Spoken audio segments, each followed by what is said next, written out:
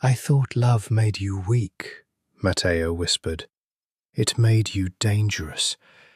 Because for the first time in my life, I have something I'm willing to burn everything to keep." His eyes blazed. "I'll burn everything to the ground before I lose you." You are listening to a story exclusively narrated on the Dark Romance Stories channel.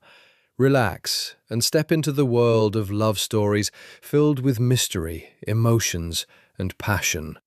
Don't forget to like, subscribe to the channel, and leave a comment to support us. This content is the property of Dark Romance Stories. Please do not copy or re-upload it in any form. The last thing Isabella Conti remembered of her ordinary life was the sound of her own heels echoing against concrete. It was 2:47 in the morning, and the parking garage beneath the Mercy Grace Private Hospital in Manhattan was the colour of dead nerves, grey, fluorescent, humming with a light that never quite decided whether it was on or off. She had just closed a 9-hour craniotomy, peeling a tumour the size of a plum away from a stockbroker's motor cortex without leaving him mute. Her hands still remembered the weight of the retractor. Her mind was already halfway into the hot shower, waiting for her in her apartment on the Upper West Side. She did not notice the black Suburban parked across 2 spaces until it was too late. Isabella was 32 years old, and she had built her entire adult life on the belief that precision could protect a person. She was the youngest attending neurosurgeon the hospital had ever named to its board. She wore her dark hair pinned back with the severity of a woman who had learned that beauty was a distraction other people used against you. She did not date the residents. She did not drink at the galas. She trusted scalpels and MRI contrast and her own 2 hands, and almost nothing else. None of that helped her now. A man stepped out of the shadow of a support pillar, enormous, grey-suited, his face as blank as a closed door. Before she could scream, a second man was behind her, and a cloth that smelled of chemical sweetness pressed against her mouth and nose. She fought. She was not a woman who fainted. She drove her elbow back into something soft and heard a grunt, and for one wild second her keys were in her fist like a weapon, the way the self-defense instructor had taught her years ago. "Don't hurt her," a voice said, low and flat from the direction of the Suburban. "You touch her wrong, you answer to me." She had time to register that the voice belonged to a younger man, cold, controlled, standing in the open door of the vehicle with his hands in his coat pockets as though he were merely waiting for valet parking. He had dark eyes. That was the last detail her mind filed before the sweetness dragged her down into black water. When she woke, she was not dead, and she was not in a warehouse, and she was not, as some distant, terrified part of her had assumed, in a shallow grave. She was in a bed. A real bed, a vast 4-poster thing with linen sheets that cost more than her monthly salary, in a room with tall windows that showed a slate-coloured dawn breaking over water. The Long Island Sound, she would learn later. She was still in her scrubs. Someone had taken off her shoes and set them neatly by the door, toes pointed out, and somehow that small courtesy was more frightening than any threat. There was a woman in the room, older, in a black uniform dress, her hands folded. "You're awake," the woman said, in an accent Isabella couldn't place. "Il dottore. Good. They're waiting for you." "Who is waiting for me?" Isabella's voice cracked. Her throat was raw from the chemical. "Where am I? You can't do this. Do you understand kidnapping? Do you understand federal... Please dress." The woman set a stack of folded clothes on the bed, soft grey cashmere, black trousers, everything in her size, which meant they had known her measurements before they took her. "He will explain, or he won't. But you'll come with me either way, dottoressa, and it goes easier if you walk." Isabella did not walk easily. She stood at the window first and tried to understand the geography of her captivity. The manicured lawn stretching down to a stone seawall, the two men in dark coats patrolling it with the loose alertness of soldiers, the security cameras nestled in the eaves like watching birds. This was not a place a person escaped by climbing out a window. This was a fortress that had simply chosen to look like a home. She dressed because there was no dignity in being dragged. The hallway they walked her down was hung with oil paintings, real ones, she suspected, the kind museums beg for. The house smelled of beeswax and old money, and, underneath it, something antiseptic that her trained nose caught immediately. A sickroom smell. Someone in this palace was very ill. They brought her to a set of double doors, and the older woman knocked once, and the doors opened, and Isabella walked into a bedroom that had been converted, with obscene amounts of money, into an intensive care unit. A hospital bed sat where a lover's bed should have been. Monitors glowed. An ivy tree stood like a chrome sentinel. And in the bed lay a man. Old, powerful even in unconsciousness, silver-haired, his face the ruin of what had clearly been a striking one. A ventilator breathed for him with soft, mechanical sighs. His skull was bandaged. Isabella's eyes, against her will, went to work. The trach, the lines, the neuro readouts on the screen that told a story her heart understood before her fear did. Coma. Traumatic brain injury. Days old, maybe a week. "His name," said a voice she recognized, "is Alessandro Caruso, and you are going to keep him alive." She turned. The man from the parking garage stood by the window with the grey light on his face, and Isabella's first coherent thought, absurd, unwelcome, immediate, was that she had never seen anyone so beautiful and so cold at once. He was perhaps 35, tall, in a charcoal suit with no tie, his black hair swept back, his jaw shadowed, his eyes the flat dark of a man who had stopped being surprised by the world a long time ago. He did not look like a monster. He looked like the still surface of very deep water. "You kidnapped me," Isabella said. Her voice did not shake, and she was proud of that. "You drugged me." "You will let me go, or every agency in this country." "No one is coming," the man said, without cruelty, which was worse than cruelty. "No one knows where you are. As far as your hospital knows, Dr. Conti requested emergency personal leave at 4 this morning by email.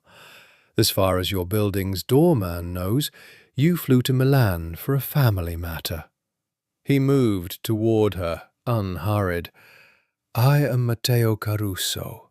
That man is my father. 6 days ago, someone put a bullet in his head. 3 surgeons have already looked at him. 2 told me he would die within the week. 1 told me the truth, that the only person in this city who might bring him back is a neurosurgeon named Isabella Conti." He stopped an arm's length away. Up close, his eyes were not flat at all. They were burning. "So you will not be leaving," Matteo Caruso said quietly. "Not until my father opens his eyes. You have my word that no harm comes to you while you're under this roof. You have my word on everything else too, that if you run, I will find you, and if he dies, I cannot promise what the rest of this family will do with the doctor who let him. A pause. I would rather you didn't make me choose between my word and their knives, Dottoressa. Save him. Then we'll talk about the rest of your life. Outside, the sun broke the water into 1,000 knives of light, and Isabella Conti understood that her ordinary life was over. There is a particular kind of clarity that comes to a surgeon in a crisis, and Isabella reached for it now the way a drowning woman reaches for a rope. "If I'm going to keep him alive," she said, turning her back on Matteo Caruso and stepping toward the bed, "I need everything. His chart, his imaging, every drug he's had, the name of whoever placed these lines. They did it well, so someone here knows medicine. I need a portable CT within the hour, or I'm working blind. And working blind is how your father dies before lunch." She pulled back the sheet, checked the man's pupillary response with a penlight from her own scrub pocket that no one had thought to take. "And I need you to stop talking to me like a hostage negotiator. I'm a physician. Let me be one." Something flickered across Matteo's face. Surprise, maybe, or the first grudging respect. "The imaging is on the tablet by the monitor. A doctor named Renato placed the lines. He comes twice a day." "Renato is a real doctor?" "He lost his license." Matteo's mouth curved without humour. "We collect people the world throws away. Sometimes they're useful." Isabella swept up the tablet and began scrolling through the scans, and the room fell away. The bleed, the trajectory, the pressure numbers. She murmured to herself in the private language of her profession, and for 20 full minutes she forgot to be afraid, because fear and focus cannot occupy the same mind, and she had chosen focus her whole life precisely because it was the one drug that always worked. When she finally looked up, Matteo had not moved. He was watching her with an intensity that made the back of her neck prickle. "Well?" he said. "He has a subdural hematoma that's been partially evacuated. Competently, I'll give your unlicensed man that. But there's residual pressure, and the coma is as much protective as it is damage. His brain is hiding." She set the tablet down. "I can manage this. I can keep him stable, control the pressure, watch for the window when he might surface. But understand me, Mr. Caruso, I am not God. Brains are not tumours you cut out and win. He may wake tomorrow. He may wake in 3 months. He may never wake, and there will be nothing you or your knives can do about it. And if you shoot me for a biological fact, you'll have murdered the only person keeping him breathing." The silence stretched. 3 months, Matteo said, as if tasting the number. "You said 3 months. I said he may, then you stay 3 months. He said it like a verdict.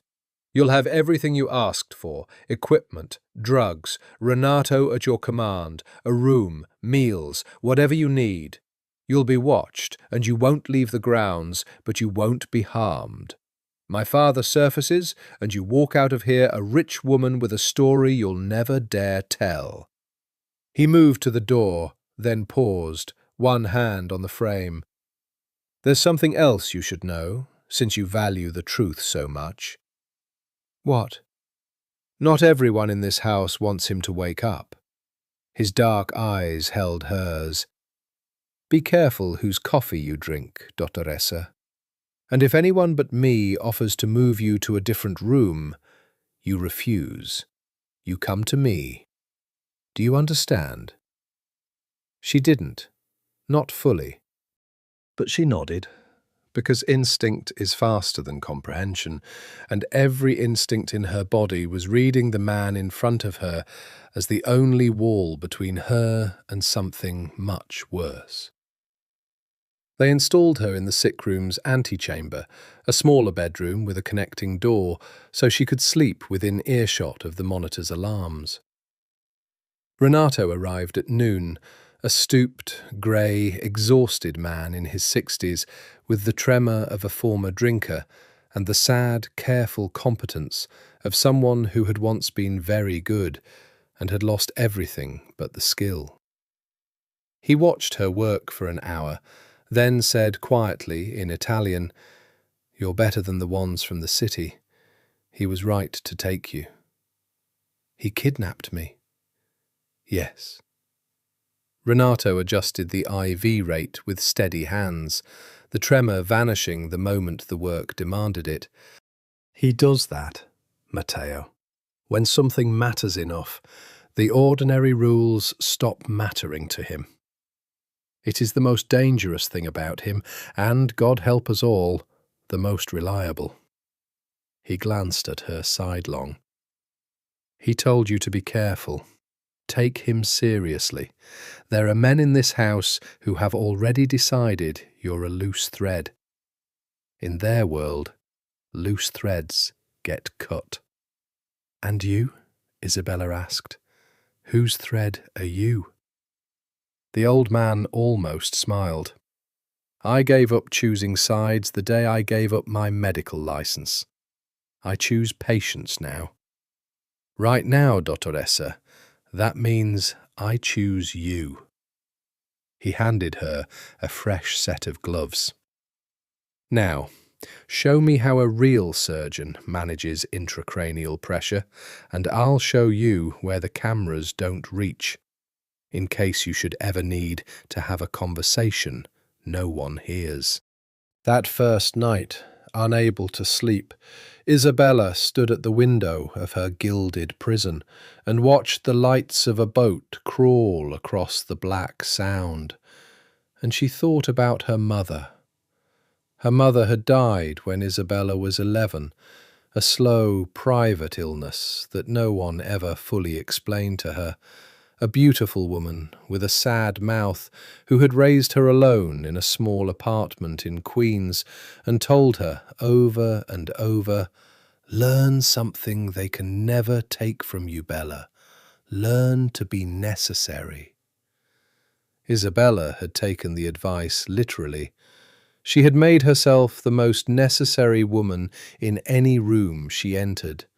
She had become a person no one could throw away. And now she had been thrown away, into a mansion, into a coma, into the orbit of a man whose eyes she could still feel on her skin from across a room. She did not yet know that her mother's advice and her mother's sad mouth and this house full of dangerous men were all threads in the same terrible tapestry.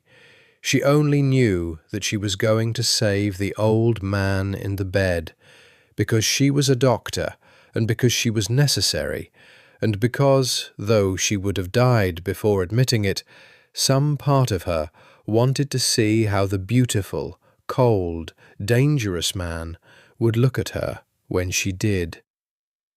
The Caruso family did not eat together so much as convene, and on the third night of her captivity, Isabella was summoned. She almost refused, but Renato's warning still rang in her ears, "Loose threads get cut," and she understood, with the cold logic she applied to everything, that a hostage who hid in her room was a hostage easily forgotten and easily disposed of. A hostage who sat at the table, looked people in the eye, and made herself a person rather than a problem was harder to erase. So she wore the grey cashmere, pinned her hair, and walked into the dining room of the enemy with her chin up. The room could have hosted a coronation. A table of black walnut ran its length, set with silver and crystal and candlelight. and around it sat the men and women who ruled a hidden empire from Long Island. Isabella catalogued them the way she catalogued a surgical field, quickly, coldly, noting what would bleed. At the head, empty, was the Don's chair. Nobody sat in it. That absence said more about power than any of the faces. To its right sat Matteo, and beside him an empty place that Isabella would later learn was kept for a fiancé. Across from him sat a man of perhaps 55, silver at the temples, expensively dressed, with a smile like a knife wrapped in silk. This, she gathered from the deference around him, was Vittorio Caruso, the Don's younger brother, Matteo's uncle. "So this is our miracle worker." Vittorio rose and took her hand before she could withhold it, pressing his lips to her knuckles. His eyes moved over her without shame. "Alessandro always did have exquisite taste. Sit, dottoressa, sit. Tell us, will my brother wake to enjoy the world he built, or should we begin dividing it?" "Vittorio." Matteo's voice was quiet, but the whole table felt it. "She's a physician, not a fortune-teller." "I only ask what everyone here is thinking, nephew." Vittorio spread his hands, all warmth, and Isabella felt the danger in him, like a change in air pressure before a storm. "This family has been leaderless for 6 days. Blood runs cold when the head is asleep. Rivals circle. Decisions must be made, and the boy," a nod at Matteo, faintly contemptuous, "was designated heir, yes, but designation is not the same as strength. We are in an interregnum, and interregnums are dangerous. I'm sure the good doctor understands. Doctors know all about the body that keeps living after the brain has gone." Isabella held his gaze. "The brain hasn't gone," she said evenly. "That's rather the point of my being here." The table stilled. She had contradicted Vittorio Caruso, publicly, at his own brother's table. And then Matteo laughed, a low, short, surprising sound, the first time she had heard it. "She's right, uncle. You'll have to keep circling a while longer."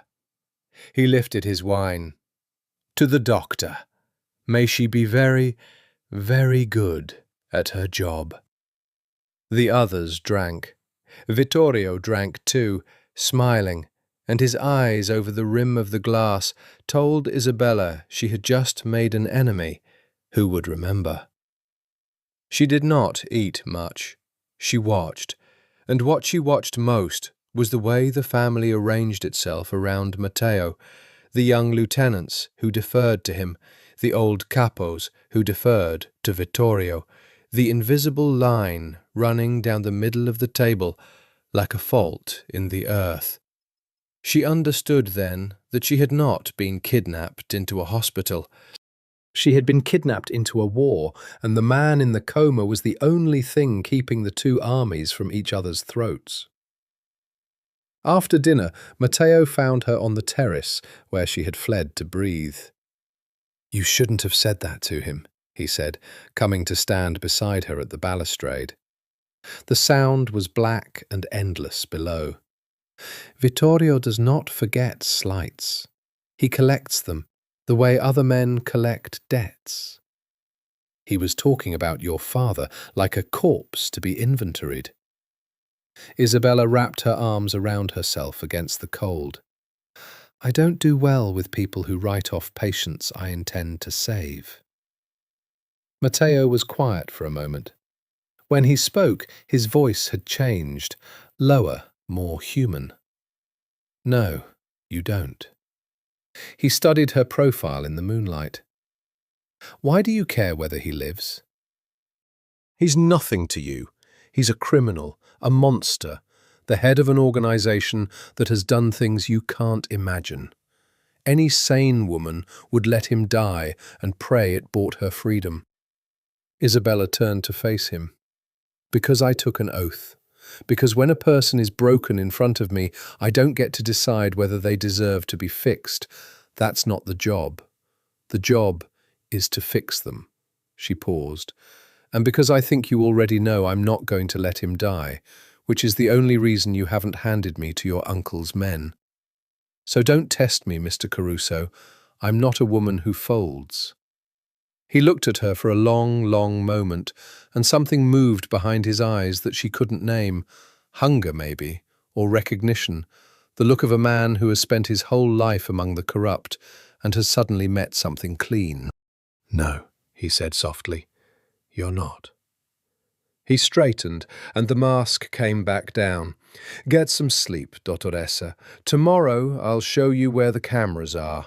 Vittorio watches everything in this house, except the places I've made sure he can't. He turned to go, then stopped. And Isabella? It was the first time he'd used her name, and it landed somewhere low in her chest. Lock your door tonight, not because of me. Then he was gone, swallowed by the great dark house, and Isabella stood alone on the terrace, with her heart doing something it had no business doing. She was a prisoner. He was her jailer, a murderer's son, a man who had drugged her and stolen her from her life. She knew all of this with perfect clarity, and still, when she finally slept, it was his voice saying her name that followed her down into the dark. It happened on the 9th day, and it happened by accident, the way most true things do. Isabella had asked Renato for the Don's original wound documentation, the photographs, the surgical notes from the first frantic hours before she arrived. She needed to understand the trajectory of the bullet, to predict the pressure dynamics in his brain. It was a routine request. She spread the photographs across the desk in the antechamber under the good lamp, and she looked at them the way she looked at everything, carefully, coldly, seeing what was there rather than what she expected. And then she stopped breathing. The wound was wrong. Isabella had treated gunshot injuries during her residency at a trauma centre in the Bronx. She knew the difference between a distant shot and a close one, the way a sommelier knows a vintage. A bullet fired from across a room leaves a clean entry. A bullet fired from close range, inches, not feet, leaves something else. Stippling. The tattooing of unburned gunpowder driven into the skin around the wound, and, if close enough, the searing signature of muzzle gases. The photographs showed stippling. Dense, unmistakable, a dark constellation around the entry site above the Don's right ear. Alessandro Caruso had not been shot by a sniper. He had not been shot by a rival across a street or a restaurant. He had been shot by someone standing close enough to touch him. Someone he had let close. Isabella sat very still with the photograph in her hand, and felt the floor of her understanding shift beneath her.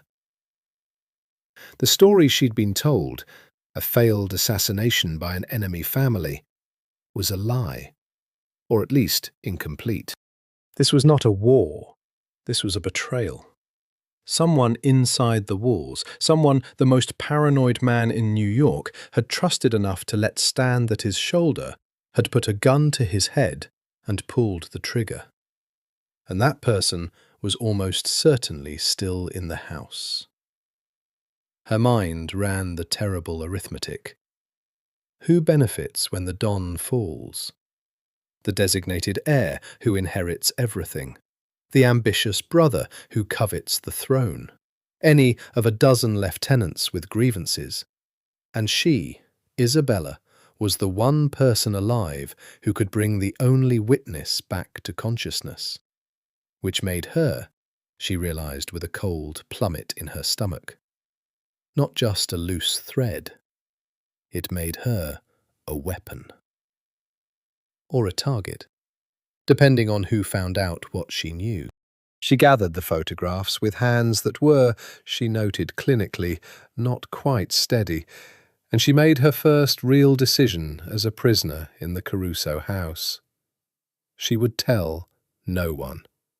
Not Renato, whom she liked but did not trust, not the servants, and not, especially not, Matteo, because if the man who had shot his father was Matteo himself, then telling him she knew would be signing her own death warrant.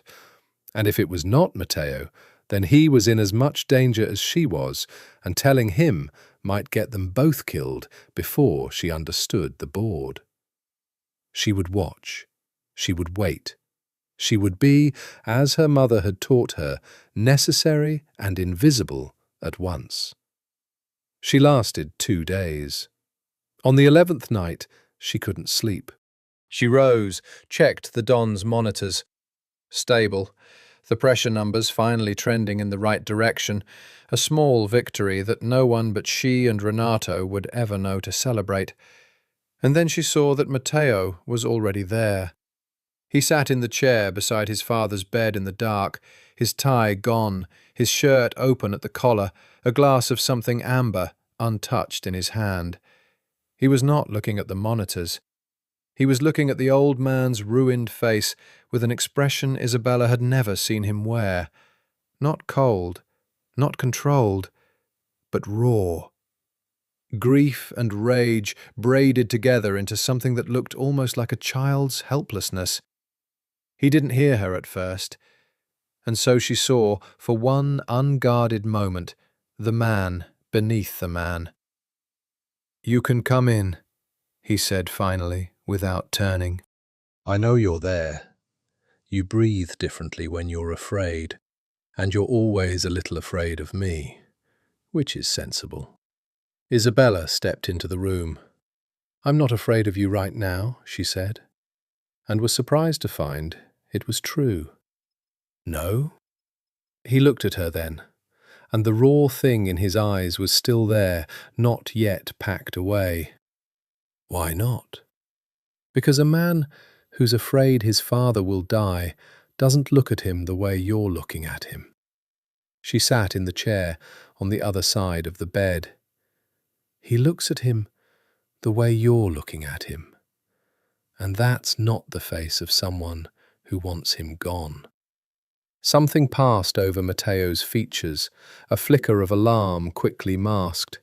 "Careful, Dottoressa. You're doing a dangerous thing. You're forming opinions about who in this house is dangerous. That's a game people don't survive." "Then help me survive it." The words came out before she could stop them. "Because I've seen something, Matteo, and I don't know who I can tell, and it's eating me alive." He went very still. In the glow of the monitors, his face was all shadow and edge. "What have you seen?" She should have kept silent. Every rational cell in her body told her to keep silent. But there was something in the way he sat vigil over the wreck of his father. Something she chose, in that moment, to trust, against all the evidence of her situation, and she found she could not carry the knowledge alone. "Your father wasn't shot by a rival," Isabella said quietly. "The wound is a contact wound, close range, inches. Whoever shot him was someone he trusted enough to let stand beside him." She held his gaze. "It was someone in this family, Matteo. It was someone in this house." The glass in his hand went down onto the table with a click that sounded, in the silence, like a hammer being cocked. "I know," Matteo Caruso said. "You know," Isabella repeated. The two words hung between them in the monitor-lit dark. "You've known this whole time. And you let me believe it was a rival family. I let everyone believe it was a rival family. Matteo's voice was low, controlled again, but there was a wire of tension under it now. Do you understand what happens to this organization the day it becomes known that someone inside it put a gun to the Don's head and it wasn't handled? Everything my father built stands on one thing: the certainty that betrayal is impossible, because betrayal is instantly, brutally punished. The moment that certainty cracks, every jackal from here to Sicily starts testing the walls. So yes, publicly it was a rival. Privately, he leaned forward, elbows on his knees, privately, I have been trying to find out who did this before they finish the job, and before they realize that the doctor I brought in might be able to wake the one witness who saw their face. The last sentence landed on Isabella like ice water. That's why you protect me, she said slowly, not out of decency. I'm useful. I'm the key to your investigation. That's why I started protecting you. Matteo's dark eyes found hers, and for once he didn't look away, didn't retreat behind the mask. It stopped being why days ago. I'm not going to insult you by pretending otherwise, because you'd see through it, and you'd think less of me, and for reasons I don't fully understand, Dottoressa, I find I can't stand the idea of you thinking less of me. The confession sat in the air, unguarded and dangerous. Isabella felt the pull of it, felt the ground she thought she understood tilting once again. Don't, she said. But it came out soft. Don't do that. I'm your prisoner. Whatever this is, I know exactly what you are. He stood, restless, moving to the window. The lights of the sound scattered across his face. You're a woman I stole from a parking garage because a broken old man in a bed needed you. You had a life. A career you built with your own hands, an apartment, colleagues who admired you, and I erased all of it with an email and a lie. And I'd do it again. Because he's my father, and I don't know how to lose the only person who ever... He stopped himself, jaw tight. It doesn't matter. It matters. Isabella rose too, drawn across the room without deciding to move. Tell me, if we're going to survive this together, and I think we are, I think that's what's happening here, then stop giving me half of yourself. Who do you suspect? For a long time he didn't answer. Then, my uncle. Of course, Vittorio, with his silk-wrapped knife of a smile, his talk of interregnums and dividing the empire. He has the motive, Isabella said. He's ambitious, he resents you, he thinks you're weak. He's careful, though. Vittorio would never pull the trigger himself. He'd never be that close, that exposed. He'd have someone do it, someone trusted, someone no one would suspect, someone with access to my father's private study where he was shot. Matteo shook his head. I've gone through every man with that access, 6 of them. I've watched them, followed them, had them followed. Nothing. Whoever did this is either better than all of them or... He broke off. Or it wasn't a man, Isabella finished quietly. Or it was someone you didn't think to put on the list. Someone invisible. A woman, a servant. Someone the most paranoid man in New York wouldn't think twice about. Matteo looked at her sharply, and she saw the idea take root, saw him turning it over, and she saw something else too, that he had never had anyone to think alongside him before. He had been alone at the centre of this, carrying it, trusting no one, and here was a stranger he'd kidnapped, seeing angles he'd missed. You think like I do, he said, almost wondering. It's disturbing. I cut open people's heads for a living, Mr. Caruso. I'm very good at figuring out where the damage is hiding. She allowed herself, for the first time, a small, dry smile.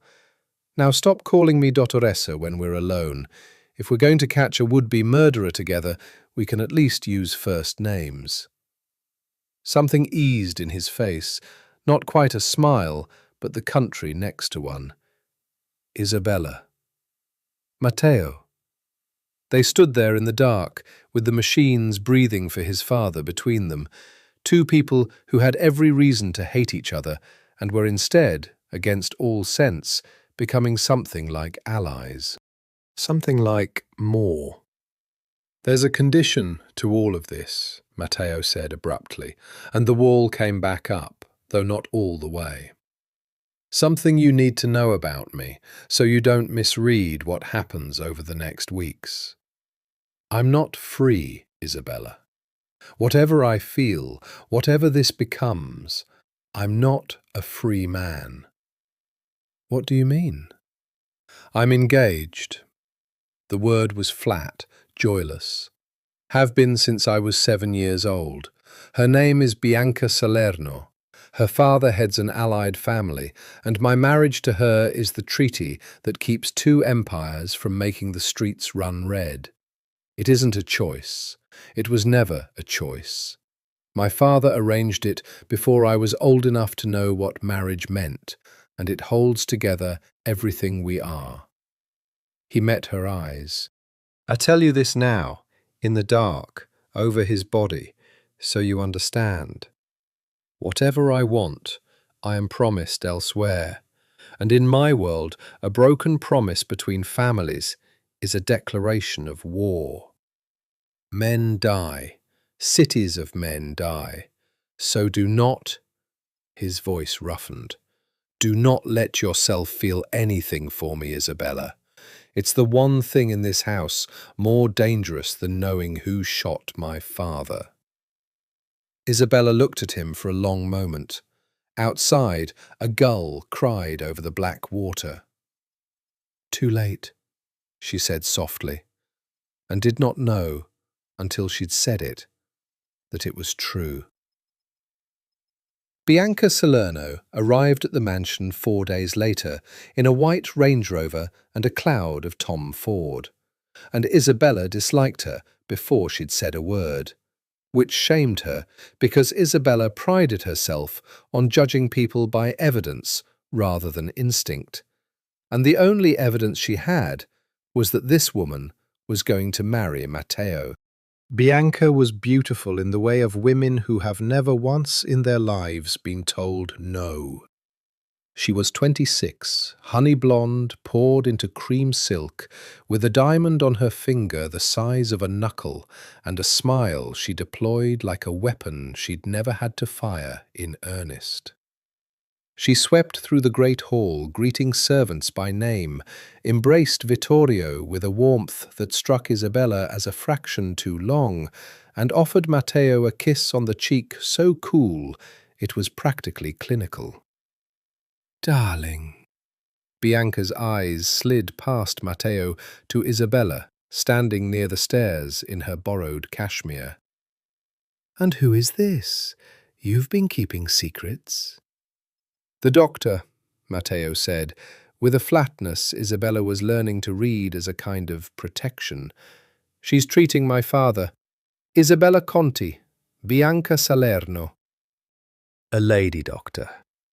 Bianca's smile didn't waver, but her eyes did the thing that women's eyes do, the swift, total assessment, the pricing of a rival. How progressive. And you live here now, with all these men. How brave. The word brave somehow meant foolish. You must tell me everything about poor Alessandro. I've been devastated. We all have. Isabella said something polite and meaningless and watched. She had promised herself she would watch, and Bianca Salerno was worth watching. Because Bianca did not behave like a bride-to-be. She barely looked at Matteo. She did not touch him, did not seek him out, did not glance at him for reassurance the way an engaged woman glances at the man who will share her life. Her whole body seemed to orient elsewhere, and over the course of that first evening, Isabella slowly understood where. Toward Vittorio. It was nothing anyone else would notice. A hand that rested a beat too long on his sleeve, a private joke exchanged in a murmur that made Bianca laugh with genuine delight, the only genuine thing Isabella saw her do all night. The way she chose the seat beside him at dinner rather than beside her fiancé, and the way Vittorio, master of the silk-wrapped knife, went soft at the corners when she did. Isabella had spent her life reading bodies. She knew what a body looked like when it wanted another body. And Bianca Salerno's body, whenever it thought no one was watching, wanted Vittorio Caruso. Or should I ever need to have a conversation no one hears, Renato had said, showing her the blind spots in the house's surveillance. Isabella filed the observation away in the same silent vault where she kept the contact wound. She did not yet know what it meant, but she knew what it felt like the second piece of a puzzle sliding toward the first. That night, Matteo came to the sick room, as he did most nights now. It had become their ritual, the vigil over his father, the low talk in the dark, the careful electric distance between their two chairs that neither of them closed and both of them felt. "You watched her all evening," he said. "Bianca. Why?" "Because you told me to watch this house." Isabella hesitated, weighing how much to say. She decided on the truth, because the truth was the only currency that seemed to work between them. "Matteo, she doesn't love you." He let out a short, mirthless breath. "I'm aware. It's an arranged marriage, Isabella. Love was never on the schedule." "No, you don't understand. It's not that she doesn't love you, it's that she loves someone else." Isabella leaned forward. "She spent the entire night orbiting your uncle. Not the way a niece-in-law orbits a family patriarch. The way a woman orbits a man she can't keep her hands off of." Matteo went still. "That's a serious thing to say." "I know. That's why I waited until I was sure." She held his gaze. "I've watched a lot of people lie about what they feel, Matteo. Patients about their pain, families about their hope. Bianca isn't in love with you and hiding it. She's in love with Vittorio and hiding that. And if I'm right, then think about what it means. Your uncle wants the throne. Your marriage to Bianca is the treaty that props up your legitimacy as heir, but if Bianca is Vittorio's—" She let it hang. "Then the marriage isn't a treaty," Matteo said slowly, the pieces moving behind his eyes. "It's a leash. A way for Vittorio to have someone inside my house, inside my bed." His hand tightened on the arm of the chair until the knuckles whitened. "A way to watch me, control me, and, when the time is right, help him take everything." "I could be wrong," Isabella said. "I'm a surgeon, not a spy. I could be reading affection where there's only history." "You're not wrong." Matteo stood, and the coldness in him was different now. Not the flat coldness of a man who'd stopped feeling, but the focused cold of a blade being drawn. "I've felt it for years and refused to name it, because naming it meant war. My God.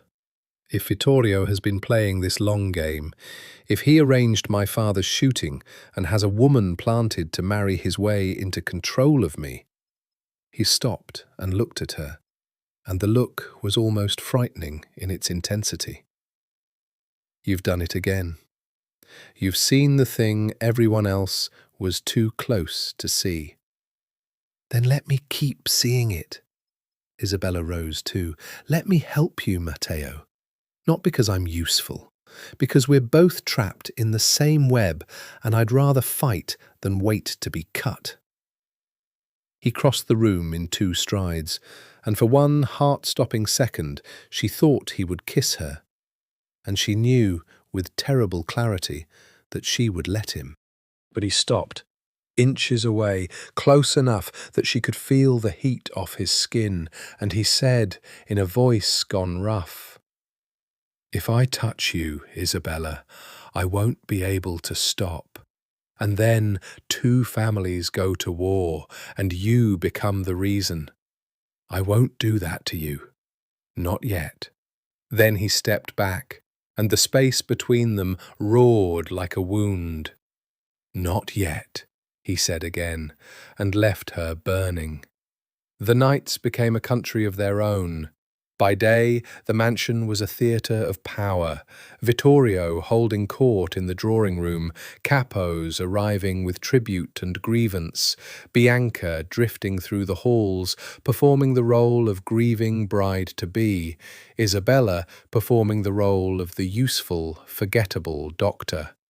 By day, she and Matteo were strangers who nodded in passing. It was safer that way. Vittorio's eyes were everywhere, and Bianca's were sharper than she let on.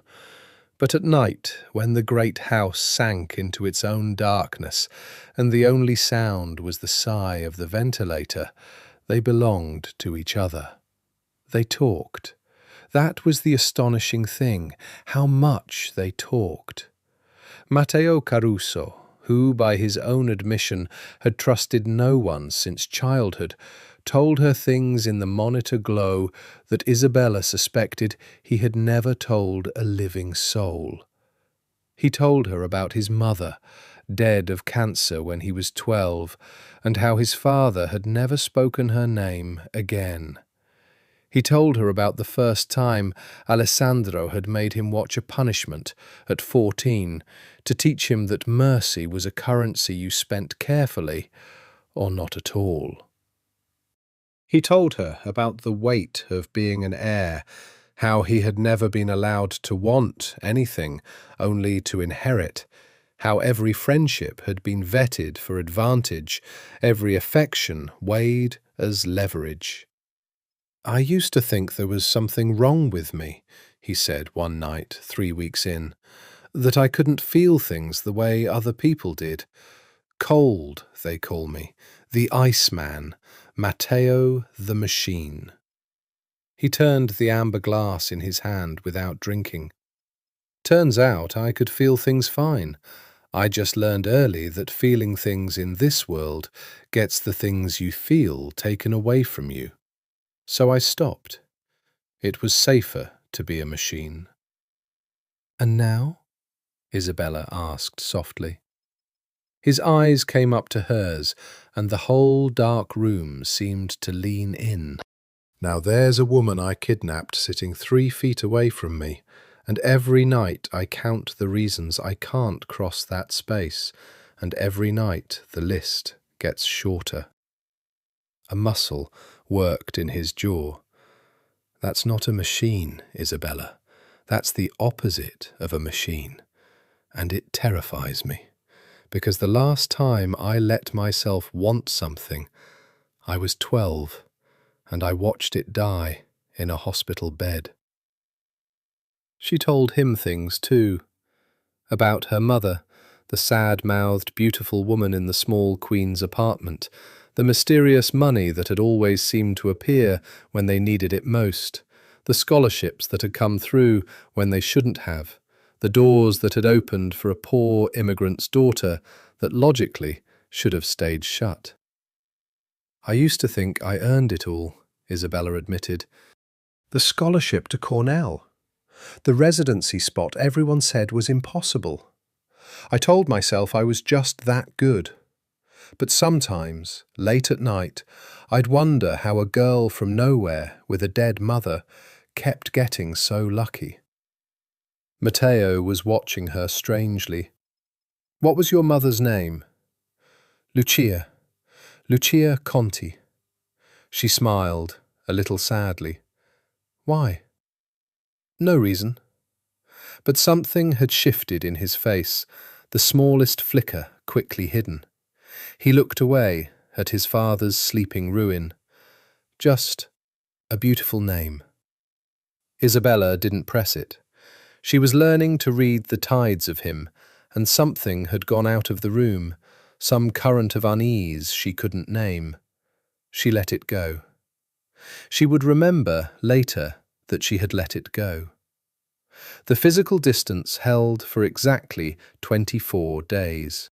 It broke on a night of storms, when the wind came howling off the sound and rattled the tall windows, and the power flickered, and the monitors that kept Alessandro alive stuttered for 3 seconds.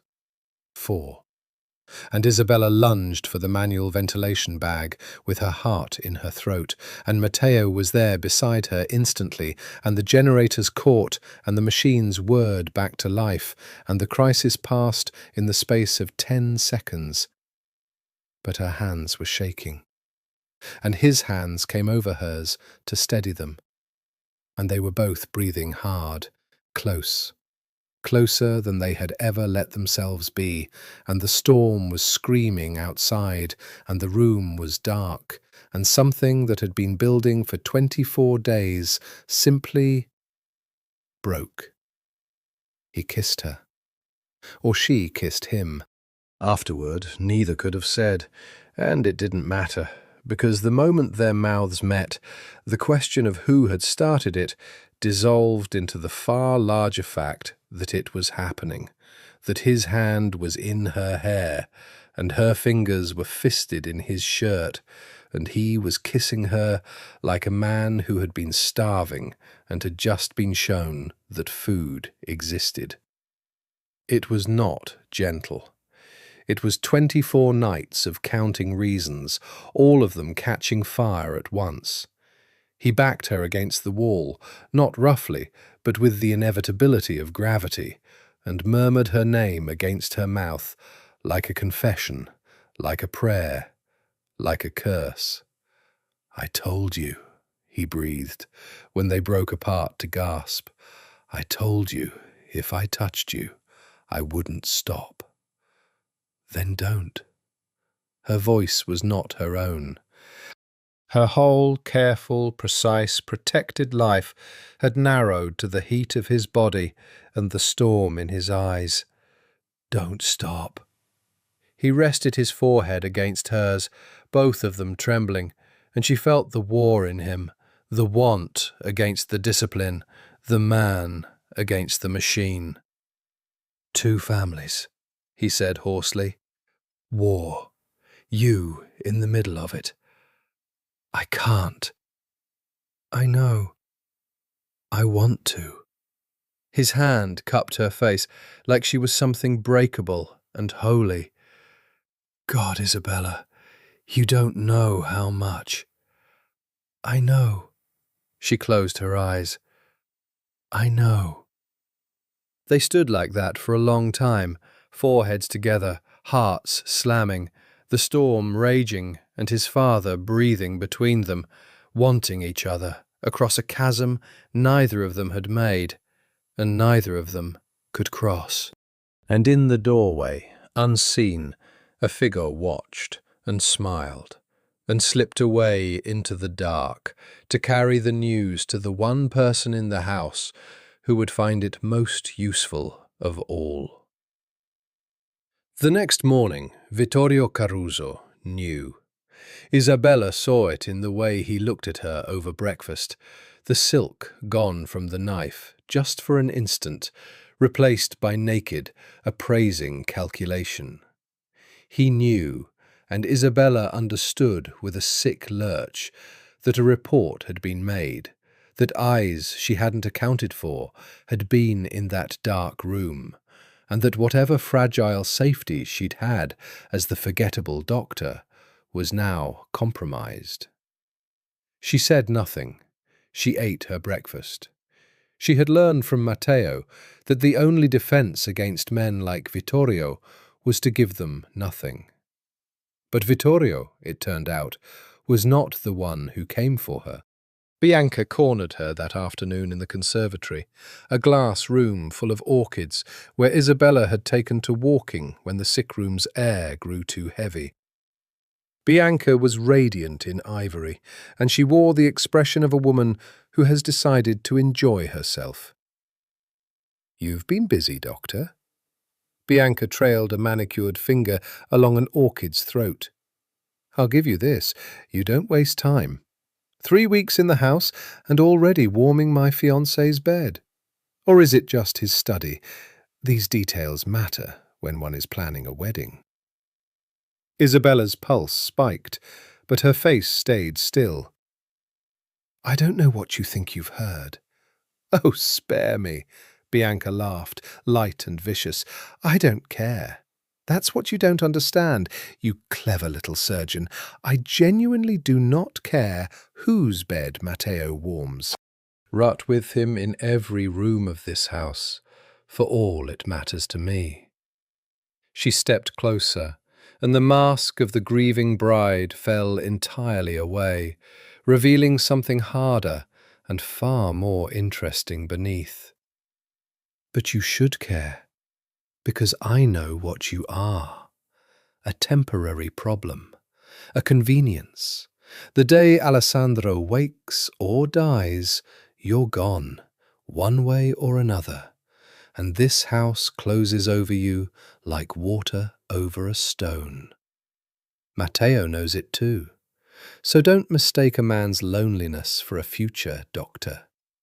You have no future here. You never did."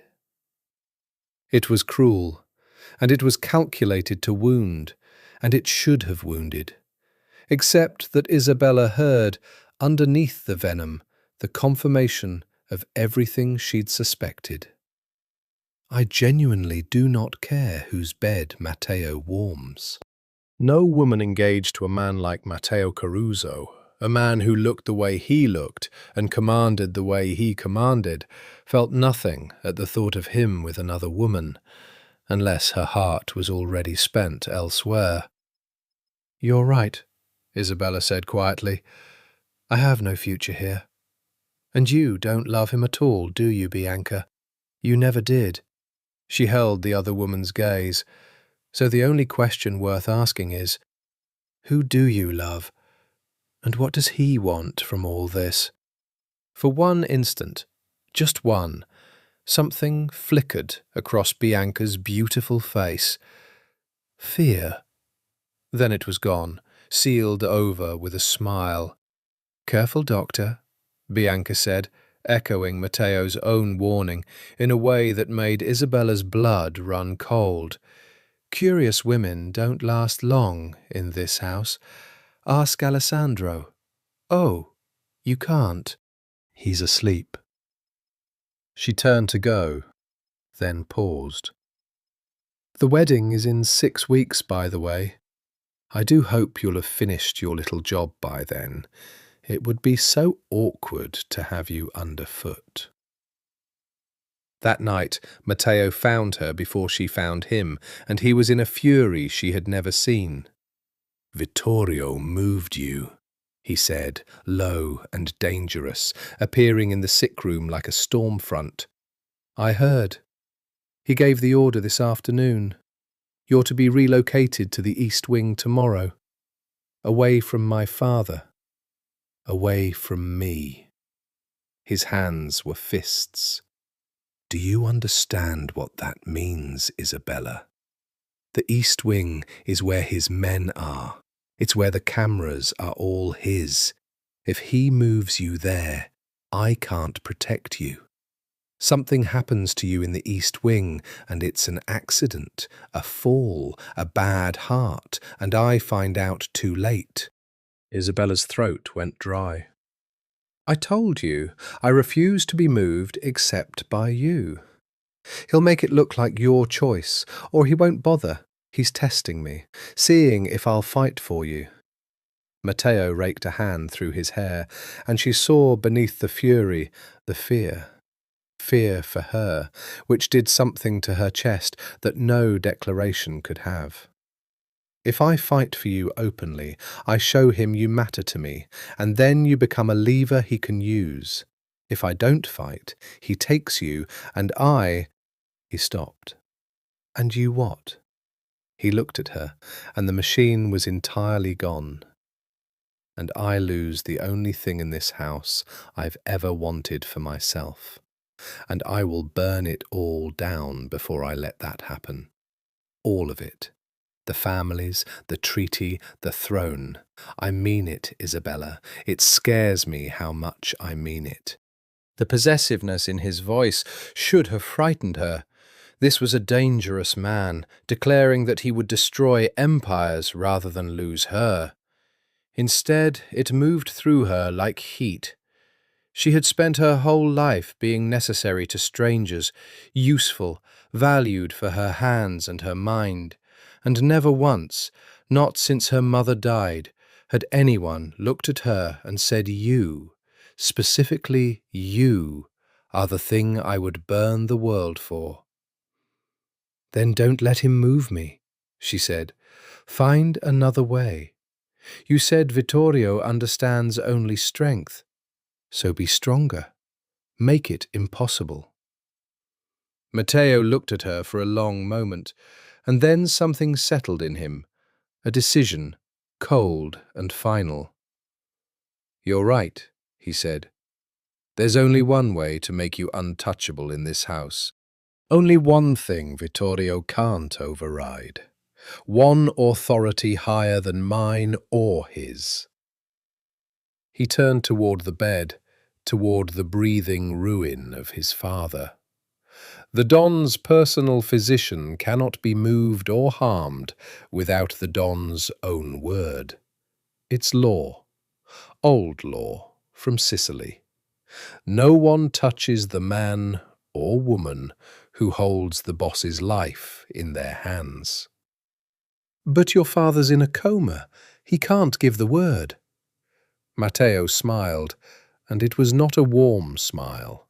It was the smile of a man who had just found the blade hidden in the sheath.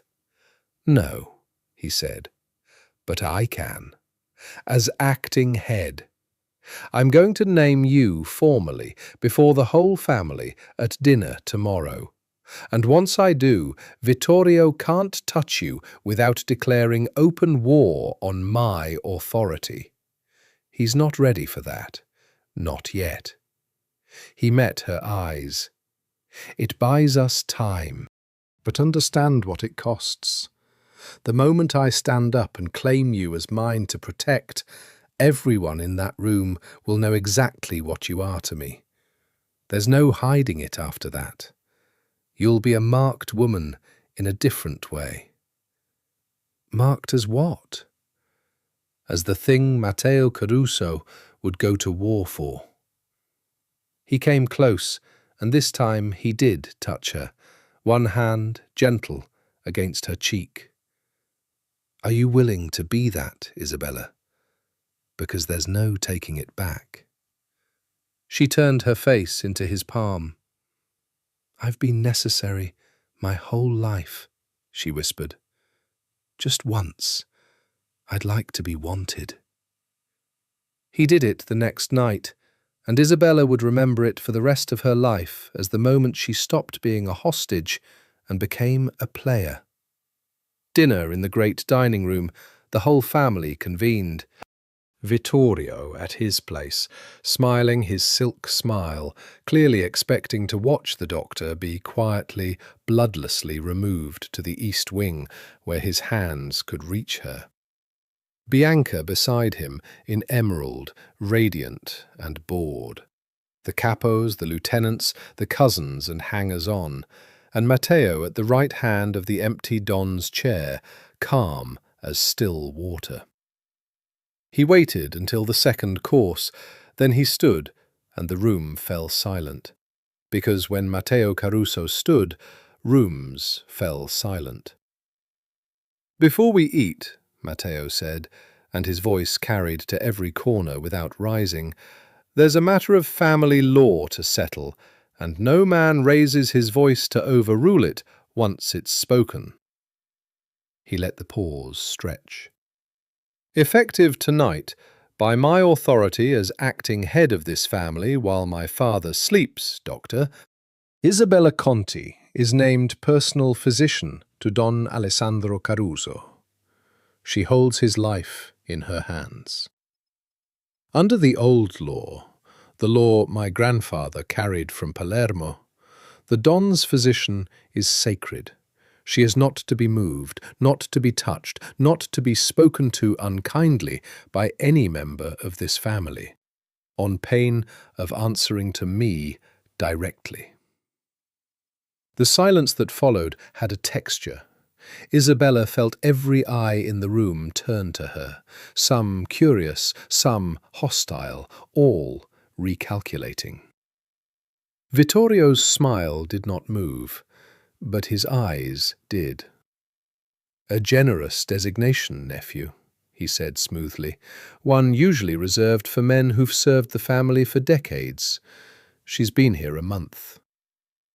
"She's kept my father alive for a month," Matteo said, "longer than 3 surgeons the city called the best."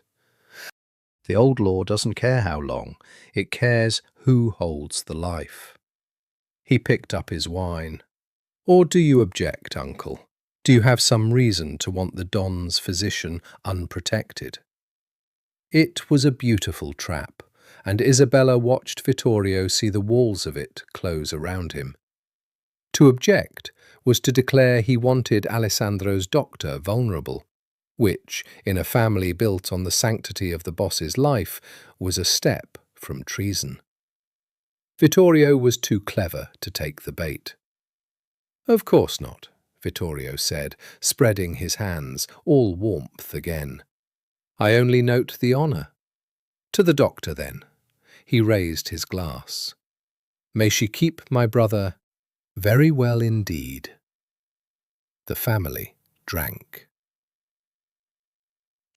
And Isabella understood that she had just been made both safe and infinitely more dangerous, because now everyone knew that the cold, machine-hearted heir had drawn a circle of protection around a stranger, and in this world, men did that for only one kind of woman.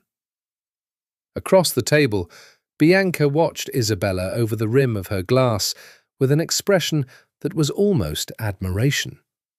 And beside her, Vittorio's hand found Bianca's beneath the table, a small, private squeeze, invisible to everyone but the surgeon trained to notice exactly such things. "I see you," Isabella thought. "I see both of you." Later, on the terrace, Matteo found her. "It's done," he said. "You're safe as anyone gets in this house." "You realize what you did in there?"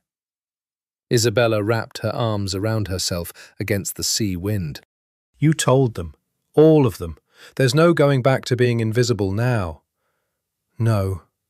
He came to stand beside her at the balustrade, close, his shoulder nearly touching hers. "There isn't." "Why?" She turned to look at him. Really look. The way she looked at scans, trying to see the truth beneath the surface. "You could have found another way, something quieter. You didn't have to stand up in front of your whole family and paint a target on your own back for me. Why did you do it that way?"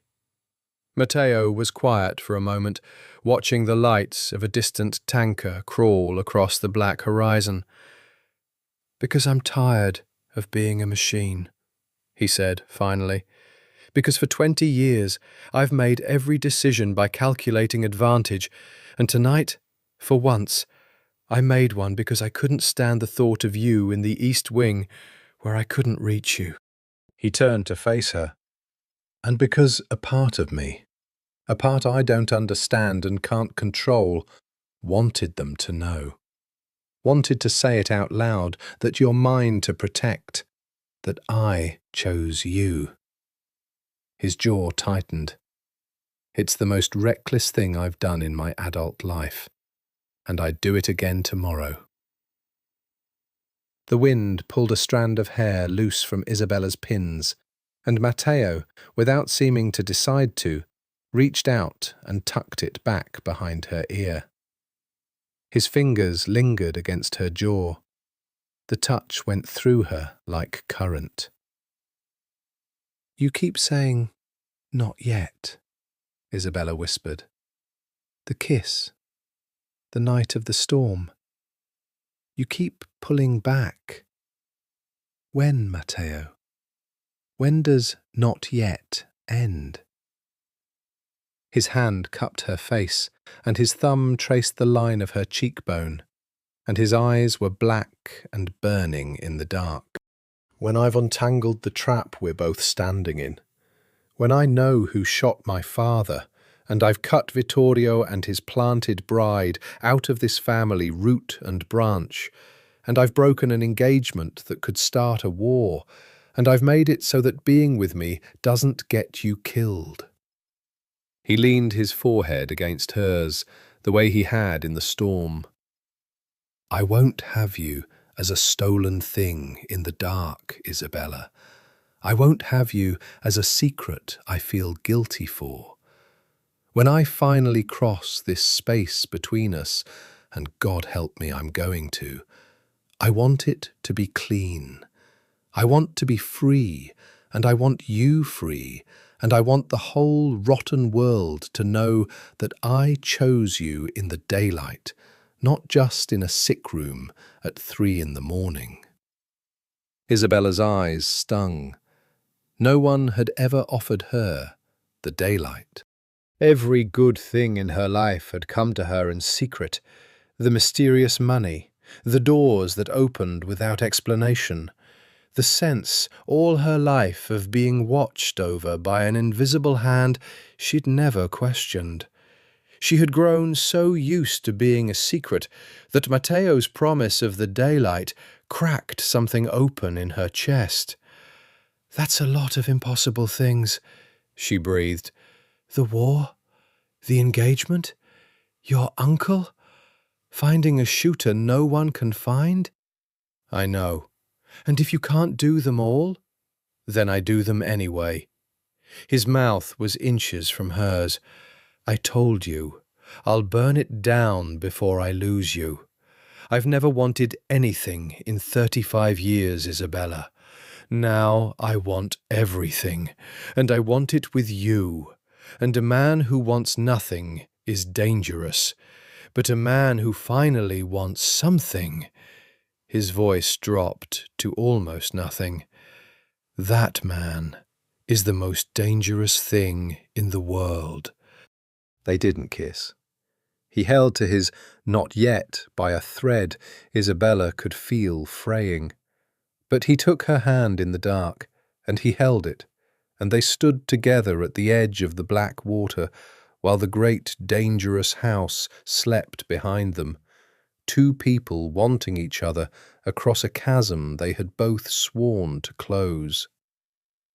And somewhere in that house, in a room where the cameras belonged to him, Vittorio Caruso poured 2 glasses of wine and handed one to a honey-blonde woman in emerald and said softly, "The boy's in love.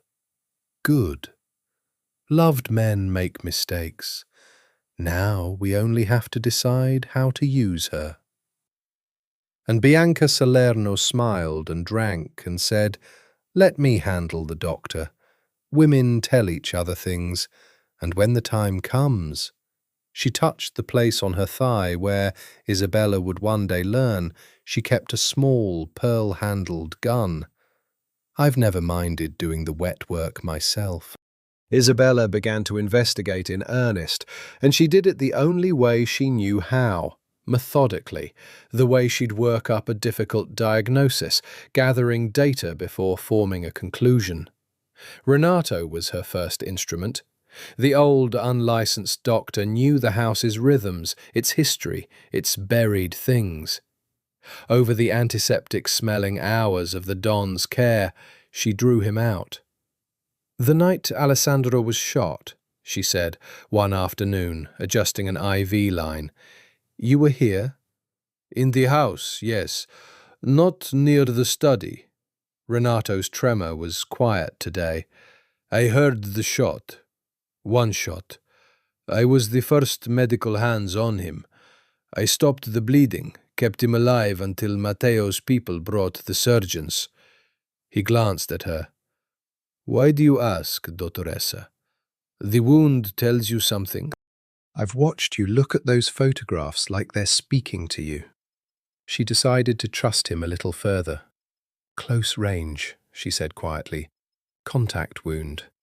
Whoever shot him was standing beside him. It wasn't a rival." Renato didn't look surprised, which told her something. "I know," he said. "I've known since I saw the stippling. I said nothing because saying something in this house gets a man killed." He met her eyes. "You should say nothing too." Who was in the house that night, Renato?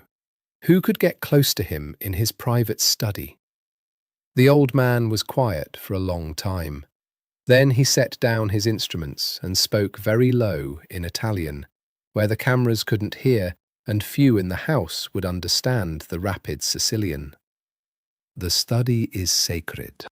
Alessandro let almost no one in. His son, his brother, his consigliere, old Genovese, who since died of a heart attack. Convenient, that. A handful of trusted men." He paused. "And the women who cleaned it. And the girl." "What girl?" "Bianca Salerno." Renato's mouth thinned. "She came often that month, before the shooting. To discuss the wedding," she said. "Alessandro was arranging it. His last great project, tying the families together through the boy's marriage. She had free run of the house. She sat with Alessandro in his study more than once, being charming, being the daughter he never had." He shook his head. A pretty girl asking an old man's advice about flowers and dresses. Who would think twice? Isabella's blood went cold and clear. Who would think twice? The most paranoid man in New York, letting a sweet young bride-to-be sit beside him in his sanctum, close enough to touch, close enough to press a gun to his head before he understood what was in her hand. "You think it was her?" Isabella said. "I think," Renato said carefully, "that I am an old man who wants to die of natural causes, and that you should be very, very careful what you think out loud." He resumed his work. "But if I were a younger man, Dottoressa, and I wanted to know the truth, I would want to find the gun. A contact wound like that from a small weapon held close. Not the kind of gun a soldier carries, the kind a woman keeps. And I would want to know why 3 days after the shooting, one of the housemaids swears she saw the Salerno girl burning something in the garden incinerator at dawn, and was told by Signor Vittorio's man that she'd seen nothing at all, and given an envelope thick enough to buy her silence. Isabella brought it to Matteo that night, all of it, laid out like findings. He listened without interrupting, his face growing colder and stiller with each fact, until by the end he looked less like a man and more like something carved. "Bianca," he said finally, "you think Bianca shot my father?" "I think the evidence points there. Contact wound. She had access. She had motive if she's Vittorio's, a shooting that could be blamed on rivals, that removes the Don and clears Vittorio's path, while Bianca's marriage to you keeps you docile and legitimate until they're ready to cut you out too." Isabella spread her hands. But it's circumstantial, Matteo. A wound pattern, an affair I've read off body language, a maid who saw something burning. It wouldn't convince a jury, and it won't convince your family. My family doesn't need a jury. Matteo's voice was terrible in its calm. My family needs certainty. In our world, you don't execute on suspicion. Do that, and you become the thing everyone fears, and they turn on you. You need proof. Proof the whole family accepts, or the purge starts a civil war. He stood, moving to the window, and Isabella watched the weight of it settle on his shoulders. If I accuse Vittorio and Bianca, and I'm wrong, or right but can't prove it, I fracture the family and hand my enemies the excuse to destroy me. If I do nothing, they finish what they started. My father wakes, and they kill him properly this time, or they kill me, or both. Then get proof. There's only one source of proof that no one can argue with. Matteo turned, and his eyes went slowly to the bed, to the breathing, silver-haired ruin of the man who had ruled New York from the shadows. Him, Matteo said. My father saw who shot him. He's the only witness who can name the shooter with an authority no capo will question. If he wakes and he speaks. He stopped. And Isabella understood then the shape of the impossible thing coming toward them both, because she was the one who controlled whether Alessandro Caruso woke. She was the hand on that particular door. And the man she was falling in love with had just told her, without saying it, that everything, his life, his throne, her safety, the future they'd sworn to reach, depended on her waking a patient who might, when he opened his eyes, name a killer. And if I wake him, Isabella said slowly, and he names the shooter, and it clears you, then we win. But if I wake him, she went on, her voice not quite steady, and he names someone you love, or someone whose fall destroys you. I've done it. I've spoken it into the world. There's no unsaying what a dying witness says. She looked at him. You're asking me to gamble your life on the memory of a man with a bullet in his brain. I don't even know if he can remember, Matteo. Brain injury does things to memory. He might wake with no recollection of the shooting at all. He might wake and name the wrong person out of confusion. He might wake and die within the hour, having said nothing. Matteo crossed to her and took her hands, and his were cold. Then it's the most dangerous surgery you'll ever perform, he said. Not with a scalpel, with the truth. He pressed her knuckles to his lips. How close is he, Isabella, to waking? She thought of the numbers, the trending pressures, the flicker of response she'd seen that morning and told no one about. Close, she admitted. Days, maybe a week. She swallowed. The window is opening, Matteo, and once it opens, I have to make a choice, and I'm terrified of what waking him might cost us both. The first sign came on a grey Tuesday, and it nearly stopped Isabella's heart. She was doing her morning assessment, the ritual she'd performed 100 times, penlight, reflexes, the whispered coaxing she used with all her comatose patients, as though somewhere in the dark they could hear. "Come on, Don Caruso," she murmured, thumbing back an eyelid.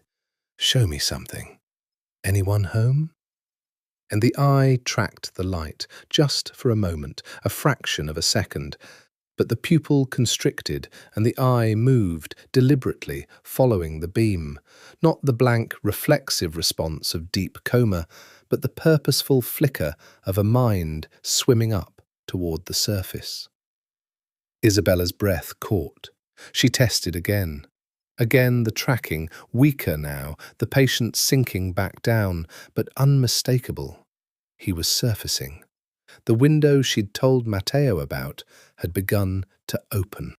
She stood there with the penlight trembling in her hand and felt the full, monstrous weight of her position descend. For weeks it had been abstract. When he wakes, if he wakes. Now it was real. Alessandro Caruso was climbing back toward the light, and when he reached it, he would open his mouth, and one of two things would happen. He would name the person who shot him, or he would not. And Isabella, alone among everyone in this house of killers, held the power to open that door or hold it shut. Because that was the terrible truth she'd been circling. She could hold it shut. A slight increase in sedation, an adjustment to the medications managing his pressure, a dozen small, defensible medical choices that would keep Alessandro Caruso safely, deniably asleep. Perhaps forever. No one in this house had the knowledge to catch her. Renato, maybe, but Renato had made it clear he wanted only to survive. She could keep the dawn in the twilight and protect Matteo from whatever the old man might say, and no one would ever know she'd made the choice. It would be a betrayal of everything she was, every oath, every principle, the entire architecture of the self she'd built since she was a poor girl in Queens who decided to be necessary and good and beyond reproach. And she was, God help her, actually considering it. She didn't tell Matteo that day. She needed to think. She walked the grounds. She was allowed that now, within the seawall, always watched. And she tried to reason her way through it, the way she reasoned through everything. And for the first time in her life, reason failed her. Because the equation had love in it, and love is not a variable that solves cleanly. Wake him. Ethical, honest, true to who I am. But if he names Matteo, if it was Matteo all along, if this whole tender, impossible thing between us is a lie built to keep his father's doctor loyal, then I've destroyed the man I love with my own hands. And I've done it in a house full of people who will then have no reason to keep me alive. Keep him under. A betrayal of my oath, a slow murder by inaction, a crime that makes me one of them. But it protects Matteo. It protects us. It buys time. She thought about her mother. Learn to be necessary, Bella.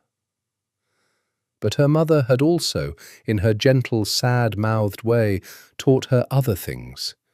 To be honest, to be good, to be the kind of person who could look at herself in the mirror. Lucia Conti had raised a daughter with a spine of principle, and now that daughter stood on a manicured lawn on Long Island, contemplating medical murder for love. That evening, Matteo found her before she'd decided anything. "Something's changed," he said, reading her face the way he'd learnt to. "In you, since this morning. What is it?" She couldn't lie to him. That was the thing she'd discovered about loving him. She could keep secrets from the whole world, but not from him. "He tracked the light this morning," she said quietly. "Your father. He followed the penlight with his eyes. Purposefully." She watched the news land. "He's surfacing, Matteo. The window is open.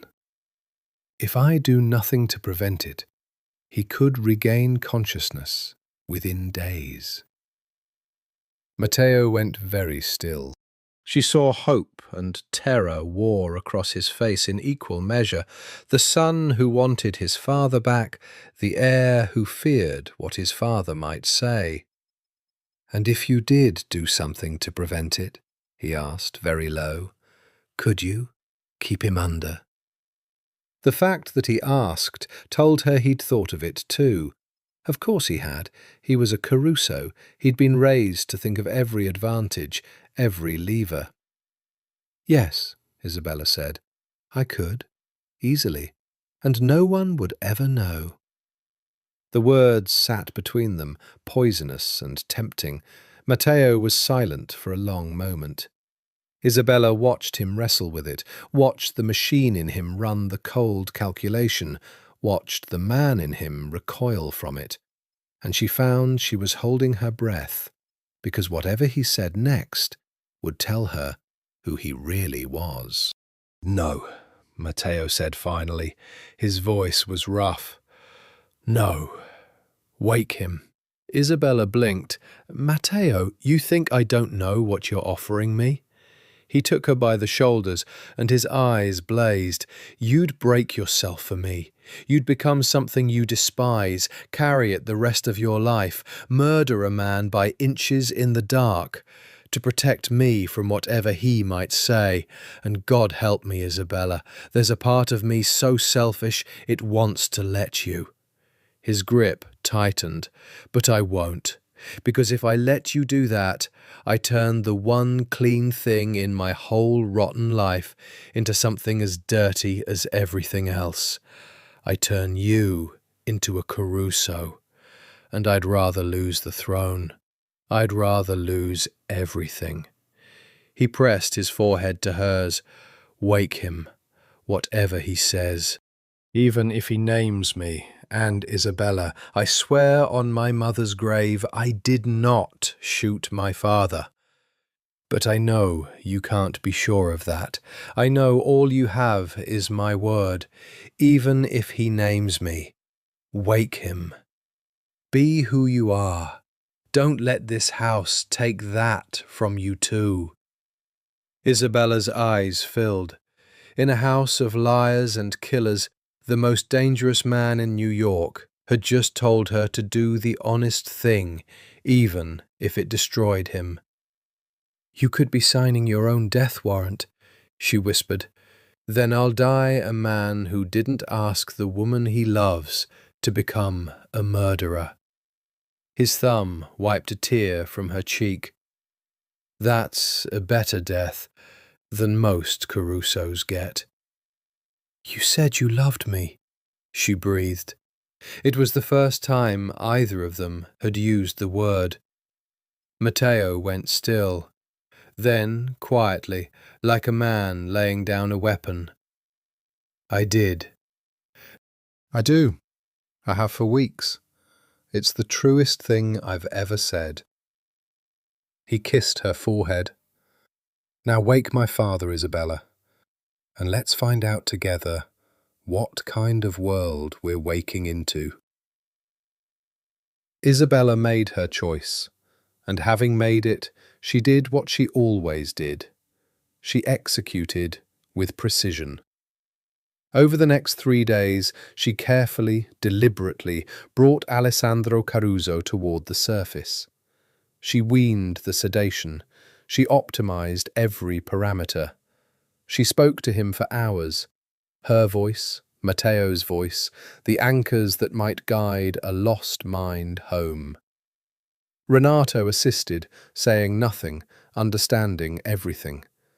And she prepared, because a mind surfacing from that deep can crash on the rocks of waking, and she meant to lose no patient she had fought this hard to keep. She also prepared for the other thing, because she was not naive. The moment Alessandro Caruso opened his eyes and could speak, he became the most dangerous object in New York, a witness who could name a traitor, reshape a succession, end lives. And the people who had shot him would want, very badly, for him never to speak at all. When he wakes, she told Matteo, the danger to him triples. If Vittorio and Bianca shot him to silence him, an awake Don is the one thing they can't allow. They'll try to finish it. I know. Matteo had quietly doubled the guard, his own men, the ones he trusted, stationed at the sick room around the clock. No one gets to him but you, me, and Renato. No one. But even Matteo could not seal the house completely, and he did not yet fully grasp what Isabella had begun to suspect, that the danger was not a man with a gun who would try to break in. The danger was already inside. The danger was sweet and blonde, and had free run of the mansion, and had killed once at close range, and, by her own languid admission, did not mind doing the wet work herself. Alessandro Caruso woke on the fourth day at 4:11 in the morning, with the sea going grey outside the windows. Isabella was there. She had barely slept in days, dozing in the chair, and she came awake to the sound of the machines changing their rhythm, and then to something she had prayed for and dreaded, a low, cracked, human groan. His eyes were open, confused, unfocused, the eyes of a man who had been away a long time, but open and aware and searching the room. Don Caruso. Isabella was at his side instantly, her voice gentle, professional, the voice she'd used for 100 wakings. You're safe. You're home. You've been very ill. My name is Isabella. I'm your doctor. Don't try to talk yet. Just breathe. You're safe. His eyes found her face, fixed on it, and something happened that she would not understand until much later. His ruined face changed, softened, filled with a recognition that made no sense because they had never met. His cracked lips moved, a whisper, barely air. Lucia, Alessandro Caruso breathed, staring at Isabella with wet, wondering eyes. Lucia. Her mother's name. Isabella went cold to her core. No, she said softly, thrown. No, I'm Isabella, your doctor. You're confused. It's normal. Don't worry. But he kept staring at her as though she were a ghost, as though she were someone he'd loved and lost, his hand twitching toward her face, and something in Isabella's chest cracked open along a seam she hadn't known was there. She didn't have time to understand it. Because that was the moment Matteo came through the door, summoned by the changing monitors, and behind him, drawn by the sudden movement in the sleeping house, came others. Renato, 2 of Matteo's guards, and, gliding in from the shadows of the hall where she had apparently been waiting, watching for exactly this, Bianca Salerno, in a silk robe, her honey hair loose, her face arranged into concern. "He's awake?" Bianca breathed, pressing to the front. "Oh, thank God. Thank God, Alessandro. We've all been so—" And Alessandro Caruso's eyes moved from Isabella's face to Bianca's, and the wonder drained out of them, replaced by something else entirely, recognition of a different kind. Terror. Rage. His whole body seized, the monitors shrilling, his shaking hand rising to point one trembling finger directly at the beautiful blonde woman in the doorway, and from his ruined throat came a single word, cracked and clear and damning. Lay. Her. The room froze. Everyone understood. Bianca's face, for one unguarded instant, showed the truth, the flash of pure animal panic, before she could mask it. "He's delirious," Bianca said quickly, too quickly. "Brain damage. He doesn't know what he's saying." "Lay," Alessandro rasped again, the finger not wavering, his eyes burning into hers. Tu, tu mi hai sparato. You shot me. And then several things happened at once. Bianca's hand went to the pocket of her silk robe.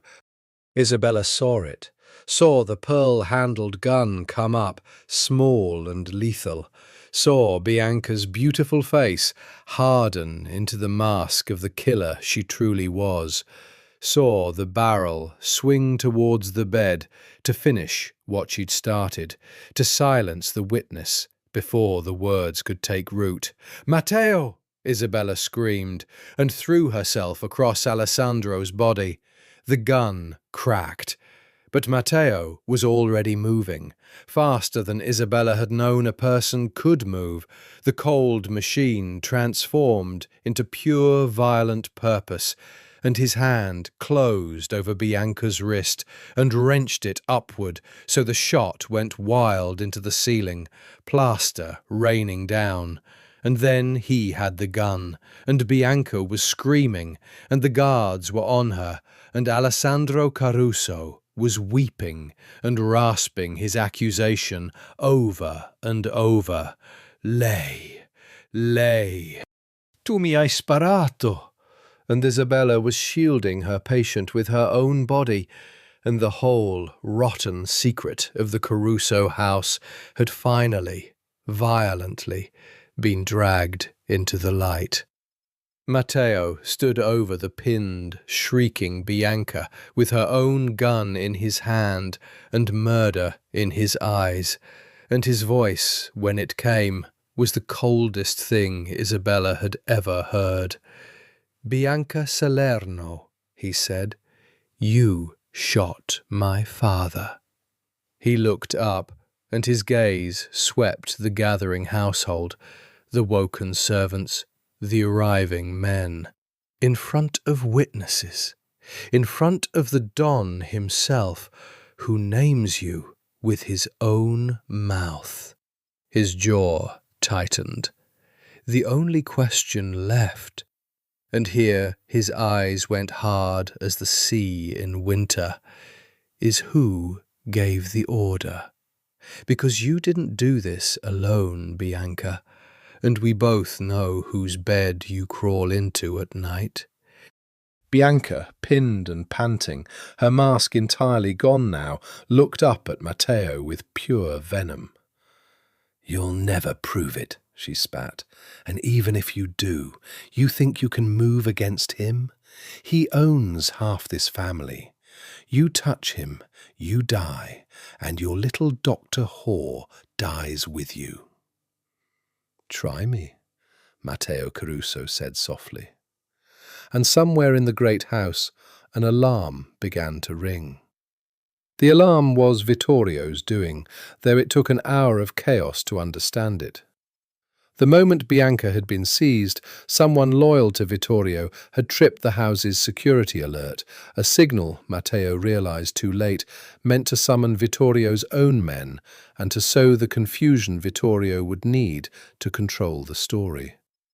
Because that was the thing about Vittorio Caruso, he never fought a battle he hadn't already prepared the ground for. By the time the household had assembled in the great hall, dawn breaking cold through the tall windows, Vittorio had arrived, dressed, composed, radiating the wounded authority of an elder statesman, and he had already begun with terrifying skill to turn the disaster to his advantage. "My niece-to-be, a shooter?" Vittorio's voice filled the hall, incredulous, grave. "The girl is clearly unwell, hysterical, and my brother, God love him, wakes from a coma with brain damage and points at the first frightened girl he sees." He shook his silver head sadly. "But let us suppose it's true. Let us suppose Bianca did this terrible thing. Then we must ask, why? Who benefits? Who has been alone with my sleeping brother night after night for months? Who controls his every medication, his every breath?" His eyes swung slow and deadly to Isabella. "The stranger," The kidnapped doctor, the woman my nephew is so besotted with that he named her sacred and cannot see straight. Who is to say the doctor and the girl did not conspire? Who is to say the doctor did not coach my poor brother to point where she wished? It was masterful. Isabella felt the mood of the room shift, felt the suspicion turn toward her like a compass needle. Vittorio was doing exactly what a cornered predator does. He was not defending Bianca. He was sacrificing her, folding her into a larger lie that turned the accusation back on Isabella and, through Isabella, onto Matteo's judgment. "That's a lie," Isabella said, and her voice rang clearer than she'd expected. "The Don named her the second he saw her, before I said a word. And the wound that put him in that coma was a contact wound, close range, fired by someone standing beside him, someone he trusted. Not a rival, a member of this household." She looked around the hall at the hard faces of the capos. "I have the photographs, the forensics. Bianca had access to his private study in the weeks before the shooting. Ask your own maids.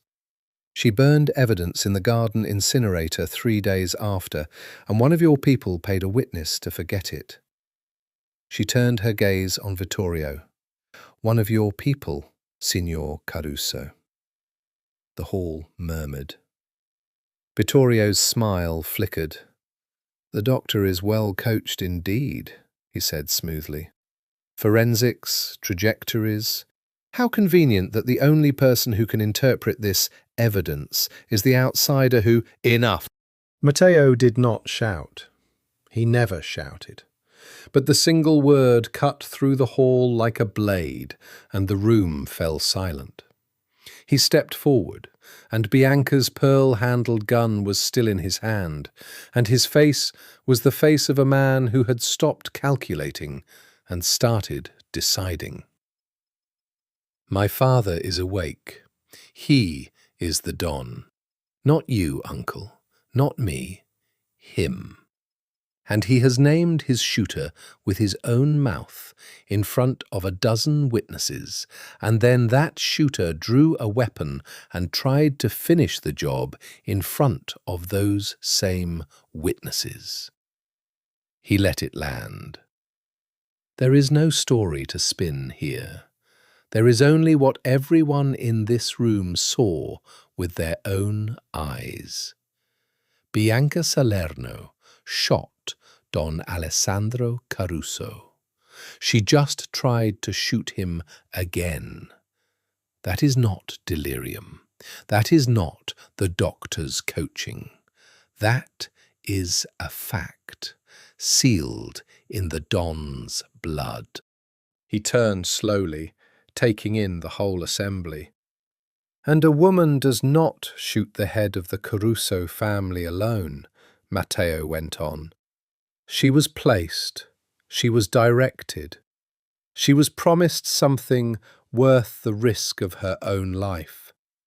So I ask you all, as men who have sworn loyalty to my father and to his blood, do we accept that a 26-year-old girl conceived and executed the assassination of the most powerful man in New York entirely on her own for no reason? Or do we ask who she loves, who she answers to, whose bed she warms while she wears my ring?" The silence was total. Every eye in the hall slowly, inexorably drifted toward Vittorio. And Isabella watched the master strategist realize that his own nephew had just done to him exactly what he'd tried to do to Isabella, reframed the whole story, turned the room, and left him standing exposed in the light of a question he could not answer. "You dare," Vittorio said softly, and now the silk was entirely gone from the knife. "You dare accuse me, your own uncle, your father's brother. I dare, Matteo said, to ask a question. Answer it then, in front of everyone.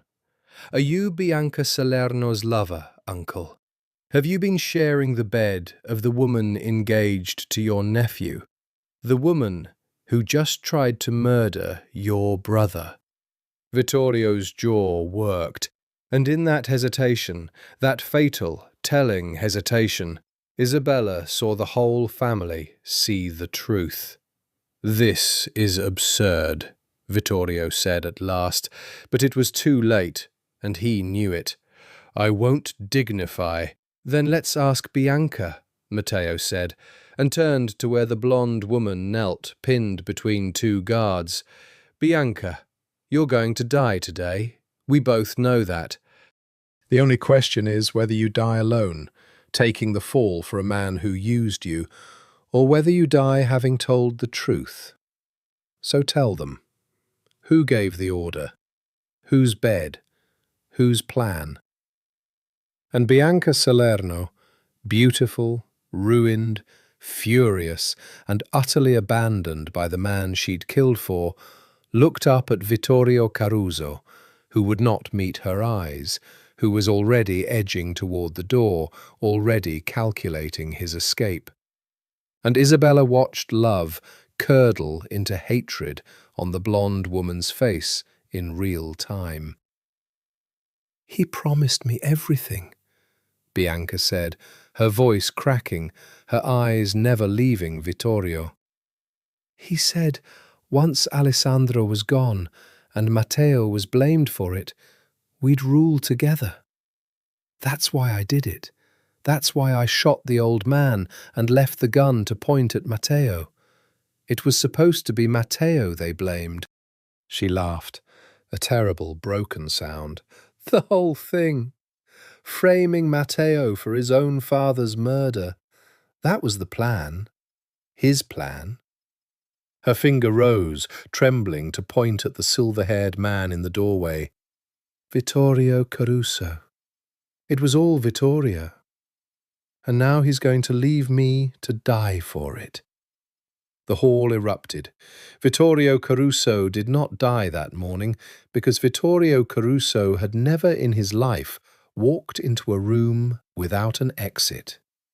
As the hall erupted, capos shouting, Matteo's men and Vittorio's men suddenly eyeing each other with hands drifting toward jackets, the fragile unity of the family cracking down its old fault line, Vittorio simply stepped backward through the door.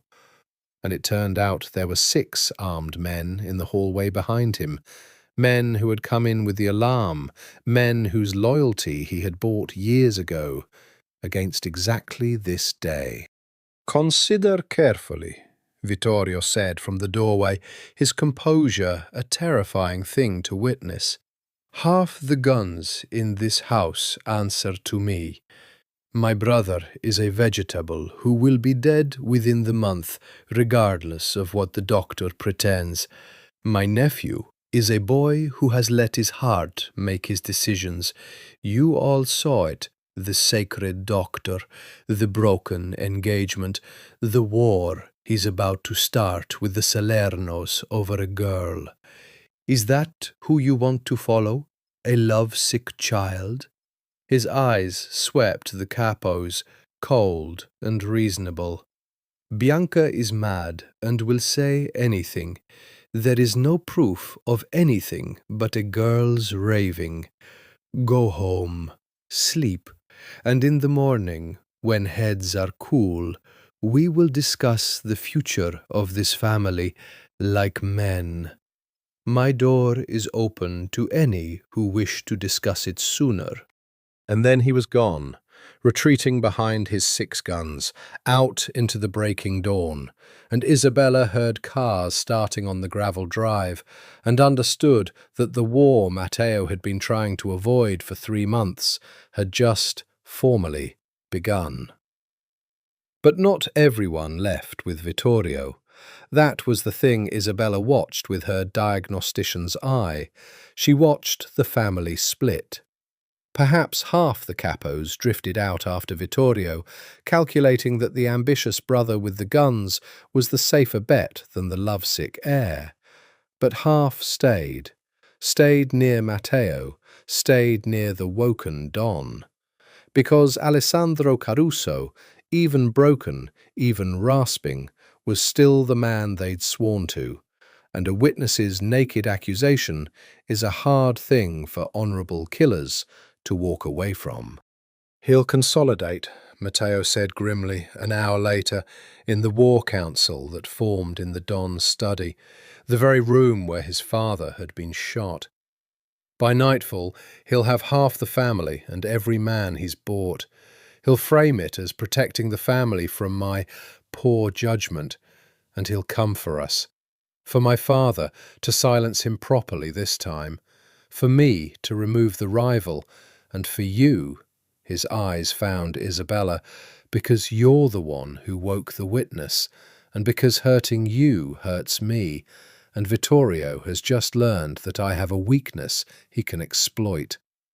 "Then we move first," said one of the loyal capos, a scarred, heavy man named Sal, who had served Alessandro 30 years. "You're the heir, Matteo. The Don named you, and now the Don's named the traitor. We have the right. We have the law. We just don't have the numbers. Not yet." "Then we get the numbers." Matteo's mind was working fast, cold, brilliant. Vittorio's strength is the men he's bought. But bought men are only loyal to a winner. The moment they smell that Vittorio's going to lose, the moment they see the Don alive and lucid and pointing, half of them come back. Loyalty in this family flows to strength and legitimacy, and I have both, if I move right. He looked at Sal. "I need my father seen, alive, awake, naming the traitor, not rumours, seen, by the capos who are wavering.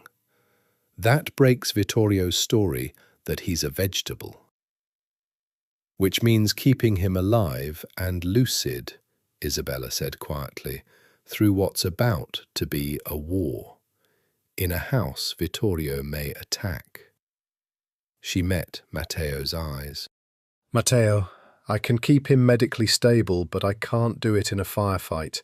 If bullets start flying through this house, my patient, the one witness who can win this for you, dies in the crossfire, and everything Bianca just confessed becomes a mad girl's raving, exactly like Vittorio said." The room absorbed this. It was Matteo who saw the answer. "Then we move him," he said, "somewhere Vittorio can't reach, somewhere I control completely." He was already pulling out his phone. "The penthouse, Manhattan, my own building, my men, my floor, private medical suite, better than half the hospitals in the city. Vittorio has no access. We move my father, we move you, we move the loyal men, and we make our stand from a fortress in the sky instead of a house full of Vittorio's ghosts." He looked at Isabella. "Can he survive the transport?"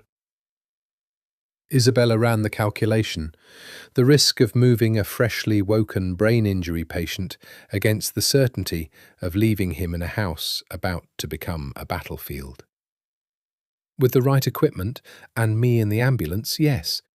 It's a risk, but staying is a bigger one." "Then we go tonight." Matteo turned to the room, quietly, before Vittorio finishes counting his guns. "Sal, the loyal men and only the loyal men. Renato, pack the medical suite. Isabella," his voice gentled just slightly, just for her, "keep him alive. Everything depends on it now. My father is the only weapon in the world that can end this without a bloodbath." As the room emptied into frantic motion, Matteo caught Isabella's hand and drew her aside into the cold grey light of the window. "There's something else," he said, low. Something I have to ask you, and I hate that I have to ask it now, in the middle of all this, but it's been eating at me since the night you told me your mother's name. His eyes searched hers. When my father woke, the first thing he said, before he pointed at Bianca, "Do you remember?" Isabella's stomach dropped. She had been trying not to remember. "He called me Lucia," she whispered. "My mother's name. I thought he was confused." "My father is many things," Matteo said quietly, "but the way he looked at you was not confusion. It was recognition." He hesitated. "Isabella, how did a poor girl from Queens with a dead mother get every door in the world to open for her? The scholarships, the money that appeared, the impossible residency." He watched her face go pale as she heard him say aloud the very questions she'd whispered to him weeks ago. What if it wasn't luck? What if someone was watching over you, protecting you? Someone with the power to open any door in New York. Isabella couldn't breathe. "Matteo, what are you saying?" "I'm saying," he said gently, terribly, "that I think my father knew your mother. I think he loved her, and I think we need to find out, before this goes any further between us, exactly what that makes you to him, and exactly what that makes you to me." They moved him at 2 a.m., a convoy of 3 ambulances and 6 vehicles racing off Long Island in the dark, and by the time the sun rose, Isabella was standing at a wall of glass 60 floors above Manhattan, watching the city she'd been stolen from glitter beneath her like a spill of jewels. The penthouse was a different kind of fortress than the mansion, vertical instead of sprawling, sleek black stone and glass and steel, a single private elevator the only way in, guarded by men who answered to Matteo and no one else. The medical suite occupied an entire wing, better equipped than Isabella had dared hope, and there she installed Alessandro Caruso, stable, breathing on his own now, drifting in and out of a lucidity that broke her heart with its fragility. Because in the hours since the waking, Isabella had come to know her patient as a person, and it was undoing her. Alessandro Caruso, awake, was not the monster she'd braced for. He was old and frightened and grieving, and when he was lucid, he watched her with those wet, wondering eyes and called her Lucia and reached for her hand, and Isabella, who had spent her life keeping professional distance from patients, found she could not pull away. "You have her hands," he rasped one afternoon when it was just the two of them, his voice returning by degrees. "Lucia's hands. Long fingers. A surgeon's hands, I always said she should have been. But there was no money, no chance for a girl like her in those days." His eyes filled. "So I made sure her daughter had the chance. I made sure. You were never supposed to know. It was the one clean thing I ever did, watching over you from far away. The one thing I did that wasn't stained." Isabella's hands stilled on his IV line. "You knew my mother," she said carefully. "Lucia Conti." "I loved your mother." The old Don's voice cracked. "Before all this, before I was who I became. She was 17, I was 20, and she was the most beautiful thing I ever saw. And I would have married her." His face twisted with an ancient grief. "But my father had other plans for me. A marriage, an alliance, the family. And Lucia. Lucia was too good to be a mob wife, too good for this life, and she knew it before I did. She left me, vanished, raised her daughter alone, wanted nothing from me, wanted her girl kept clean of all this. A tear tracked down into the white stubble. I respected it. For years I respected it. I only watched from the shadows, opened a door here, a door there, made sure my Lucia's girl wanted for nothing, achieved everything, never knew where the wind at her back came from. He gripped Isabella's hand with surprising strength. And now here you are, grown, brilliant, a surgeon, the thing your mother should have been, and you saved my life. He wept openly now. You saved my life, and you don't even know... Know what?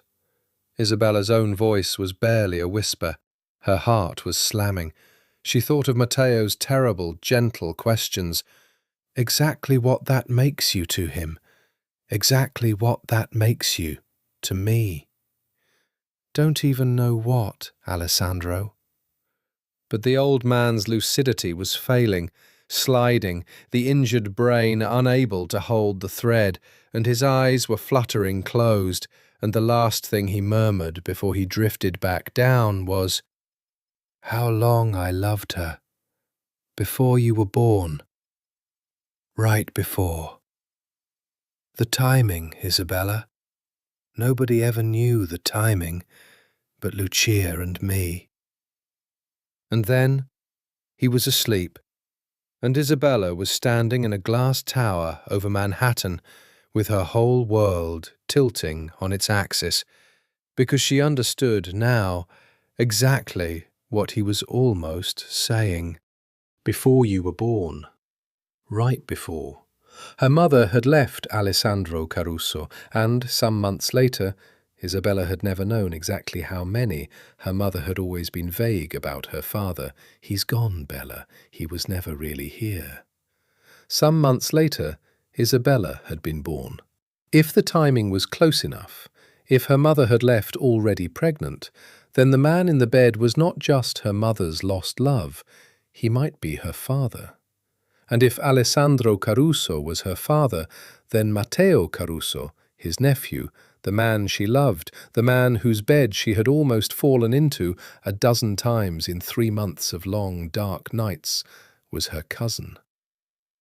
Isabella made it to the bathroom before she was sick. Matteo found her there, on the floor of the marble bathroom, shaking. "Isabella." He was on his knees beside her instantly, all the coldness gone, just fear. "What happened? Is it my father? Did he... He might be my father." The words came out of her in a rush, jagged, horrible. "Matteo, he loved my mother. He watched over me my whole life. The scholarships, the money, all of it. It was him. And the timing. He said the timing, right before I was born. And if he's my..." She couldn't finish. She looked up at him with wild, stricken eyes. "Then what are we? What have we been doing? What almost..." Matteo went white. She watched the same arithmetic she'd just done rip through him, watched the horror of it land. "No," he said. "No, that's not... You said it yourself, last night. You told me we needed to find out what I am to him and what I am to you." Isabella pressed the heels of her hands to her eyes. "Well, now we know what to be afraid of. If he's my father, you're my cousin, Matteo. And every night in that sick room, everything we felt, everything we almost..."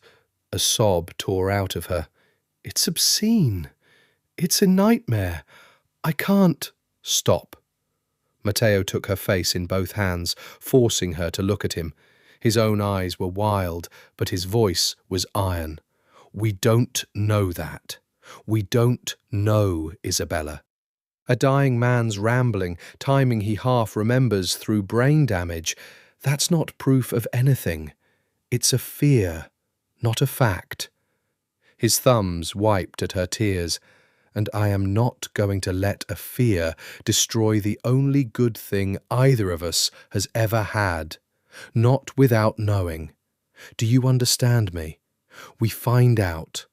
The real way. The certain way. How? She whispered. The same way you'd diagnose anything. His forehead came down against hers, both of them trembling on the cold marble floor. Evidence. Certainty. A test. He drew a breath. A DNA test, Isabella. His and yours. We find out for certain whether Alessandro Caruso is your father. And until we know, his voice broke just slightly, until we know, I won't touch you. Not because I don't want to. God, because I want to more than I want to breathe. But because if it turns out I'm holding my own blood in my arms, I need to be able to live with what came before, and I can barely live with it now. Isabella clung to him on the bathroom floor, and outside the glass walls Manhattan glittered, indifferent, and somewhere across the water Vittorio Caruso was counting his guns. They drew the samples that night, in secret, and sent them by courier to a private lab that owed Matteo a favour and asked no questions. 48 hours, the lab said. 48 hours to learn whether Isabella Conti was the daughter of a mob boss, and whether the love that had grown in the dark was a blessing or an abomination. 48 hours in the middle of a war, because the war would not wait for their private agony. Vittorio Caruso moved with the ruthless efficiency of a man who'd planned this for years. By the second day, word came up through Sal and the loyal men. Vittorio had claimed the mansion, declared himself acting head in light of the Don's incapacity and the heir's compromised judgment, and begun the patient work of turning the family. He'd released a story. The doctor was a manipulator, the woken Don a puppet, Bianca a scapegoat murdered by Matteo to hide his own patricide. He's saying I shot my father, Matteo said flatly, reading the report. That I brought in a beautiful doctor to seduce me into it. That I killed Bianca to silence her. She's dead, by the way. Vittorio's men took her from us in the chaos of the move, and she confessed to working alone before she died. How convenient. And that now I'm holding my father hostage in a tower to control the family through a corpse. He set the phone down. It's a good story.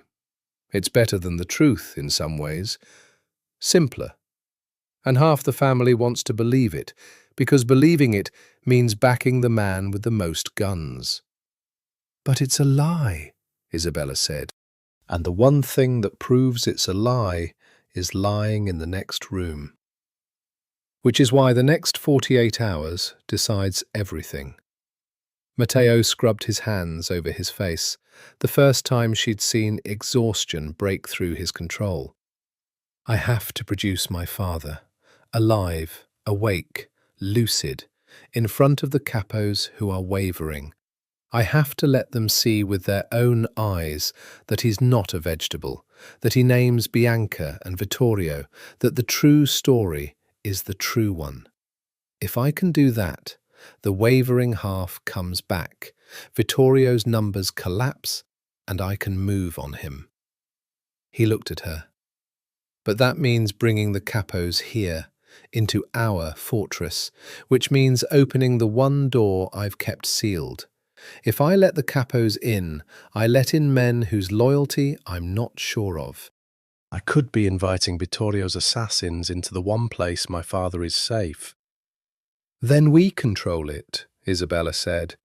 She was thinking now, fast, the way she thought in an OR when everything was going wrong at once. You don't bring them to him. You bring him to them. Safely, briefly, on your terms. A single controlled appearance. I get him lucid, stable, coherent for 1 hour. You gather the wavering capos in the main room, disarmed at the elevator, your men everywhere. He speaks. He names the traitor. They see the truth. Then he comes straight back to the suite, and I put him back under my care. 1 hour, 1 window, and we win the family in it. Matteo looked at her with something like awe.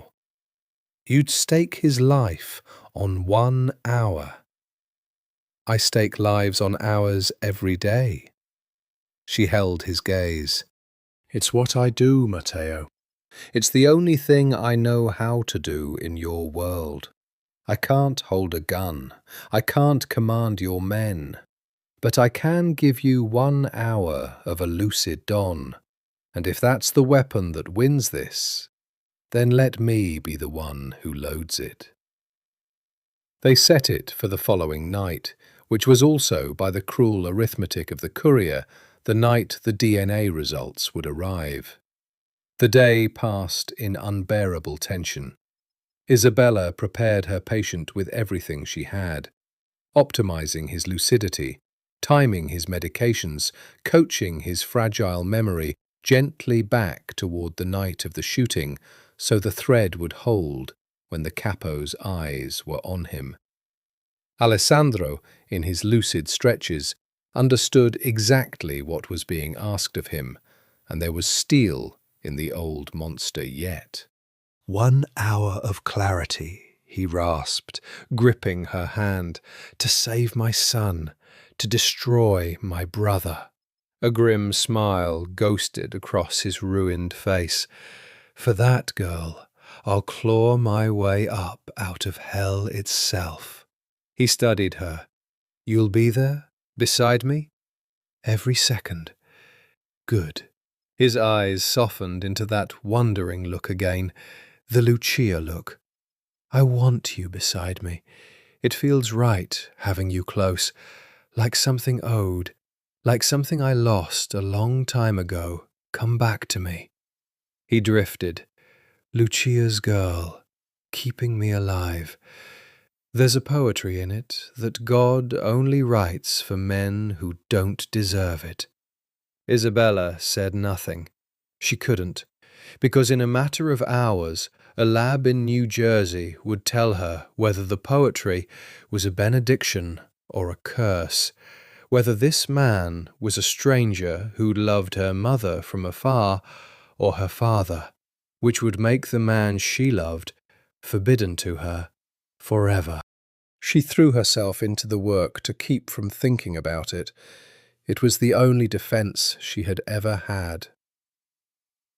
Matteo came to her an hour before the capos were due, and he was dressed for war, a black suit, no tie, and beneath the jacket she could see the hard line of a shoulder holster.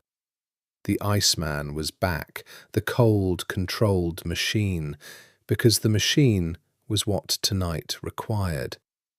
But his eyes, when they found hers, were not cold at all. The results came, he said quietly. Isabella's whole body went rigid. She had been dreading and craving this moment for 48 hours. And? He held up a sealed envelope. His hand, she noticed with a jolt, because Matteo Caruso's hands never shook, was not quite steady. I haven't opened it. He crossed to her. I couldn't. Not alone. Whatever's in here changes everything, and I found I couldn't look at it without you. He pressed it into her hands. We find out together. Now, before I walk into that room and go to war, I want to know what I'm fighting for. Whether it's a woman I can love in the daylight or, his jaw tightened, or blood I have to protect from a different kind of harm. Isabella looked down at the envelope. Her hands, her surgeon's hands, her mother's hands, held the answer to whether her heart was a sin. "I'm scared," she admitted. She, who was never scared, who had built a self that fear couldn't reach. "Matteo, I've never been scared like this. In the OR, I can control everything. Here, I can't control anything. If it says he's my father..." "Then we survive it." His hands closed over hers, around the envelope. "The way we've survived everything else in this house of nightmares. Together. As whatever we're allowed to be. I won't lose you either way, Isabella. As my love or as my family. I keep you. I protect you. That doesn't change." He drew a breath. "But God, I'm praying. For the first time since I was a boy, I'm praying that I get to love you the way I want to, in the light, as mine." Isabella closed her eyes. Then, with the same steady precision she'd bring to the first incision of an impossible surgery, she slid her thumb under the seal and opened the envelope. She unfolded the paper.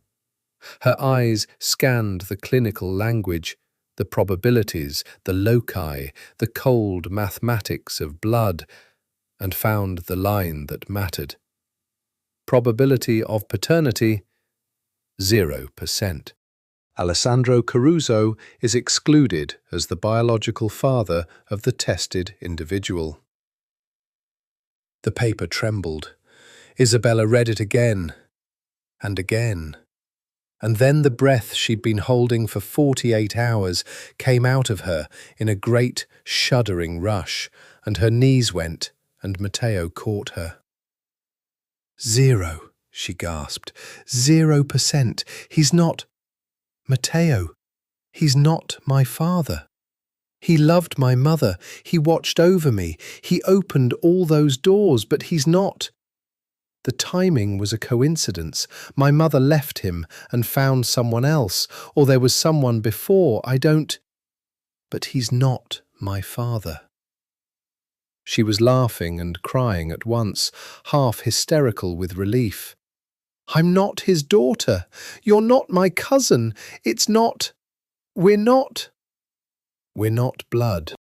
Matteo's arms crushed her against him, and she felt him shaking too, felt the iron control finally break, felt the machine become entirely a man.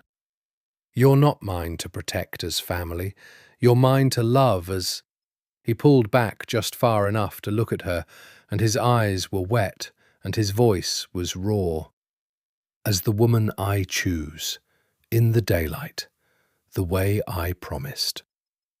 And then, finally, after 3 months of not yet, Matteo Caruso kissed her. But it was interrupted almost as soon as it began by a knock at the door, and Sal's voice, tense. "Boss, the capos are here, and there's a problem. Vittorio came with them, under a flag of truce, he says. He's standing in your own front room, Matteo. He walked right into your fortress. He says he's come to talk, or to finish it." Matteo's arms tightened around Isabella one last second. Then the machine came back down over his face like a visor. "Then he's come to die," Matteo said quietly. "Get my father ready, Isabella. It's time." The great room of the penthouse was a stage of glass and shadow, the whole glittering nightscape of Manhattan spread behind it like a painted backdrop, and onto that stage the last act of the Caruso War walked itself in the space of an hour. Vittorio had come with 8 men and a smile, betting everything on a single audacious move, to walk into his nephew's stronghold under truce in front of the wavering capos and win the family with words, before Matteo could win it with his father. He stood in the centre of the room, silver and elegant, master of the room as he had always been master of every room, and he spread his hands to the assembled captains. "So," Vittorio said warmly, "here we all are, the family, fractured, brother against brother's son, guns drawn over a doctor and a dead girl's ravings. This is not what Alessandro built. This is chaos, and chaos serves no one but our enemies." His eyes moved over the capos, reading them, working them. "I've come, unarmed, into my nephew's home to offer peace. Let the doctor go back to her hospital. Let my poor brother rest. Let me, the eldest Caruso, the last of the old blood, steward this family back to strength, while the boy learns to lead with his head instead of his—" "Instead of my what, uncle?" Matteo's voice came from the shadows at the edge of the room, and every head turned. He stepped into the light, and Isabella watched the capos see him. Not the lovesick boy Vittorio had painted, but a man in a black suit with a gun on his hip and death in his eyes, moving like something that had finally stopped being afraid. "Say it. Instead of my heart. You've built your whole play on the idea that I'm weak because I feel things, that a man who loves is a man who can be broken." He came to a stop, facing his uncle across the glittering room. "You've made a mistake that's going to cost you everything, Vittorio. You think love made me weak. It made me dangerous. Because now, for the first time in my life, I have something I'm not afraid to lose everything for. Poetry." Vittorio's smile didn't waver. "The boy speaks poetry while the family bleeds. Capos, do you hear the man you'd follow? He'll start a war with the Salernos over a broken engagement, a war with me over a dead assassin, a war with the whole world over a woman he kidnapped 3 months ago. Is that leadership? Or is that a child playing with fire in a house made of gunpowder?" Some of the capos shifted. It was working, Isabella saw with a chill. Vittorio was good. He was turning the room with nothing but his voice and their fear, and for one terrible moment the balance tipped his way. And that was the moment Matteo had been waiting for. "You're right about one thing, uncle," Matteo said. "The family shouldn't follow me. Not while its true head still lives." He raised his voice, and it filled the glass room. "Bring him in." The doors opened, and Isabella wheeled Don Alessandro Caruso into the room. She had spent every ounce of her skill on this hour. He sat upright in the chair, dressed in a dark suit that hung loose on his diminished frame, his bandaged head held high, his eyes, she had timed his medications to the minute, clear and burning and lucid. He looked frail, he looked ancient, but he looked unmistakably alive and aware, and the effect on the room was seismic. The capos, who had been told the Don was a vegetable, a corpse propped up to fool them, went pale as they saw the truth walk in on the arm of a physician. "My friends," Alessandro's voice was a wreck, but it carried, and every man in that room had spent his life leaning in to hear this man's ruined whisper. "You were told I was gone, that my son holds my body to steal my throne." His eyes found Vittorio, and they blazed. "Look at me. Am I gone? Or am I here? awake, in my right mind, because that woman there dragged me back from death with her own 2 hands.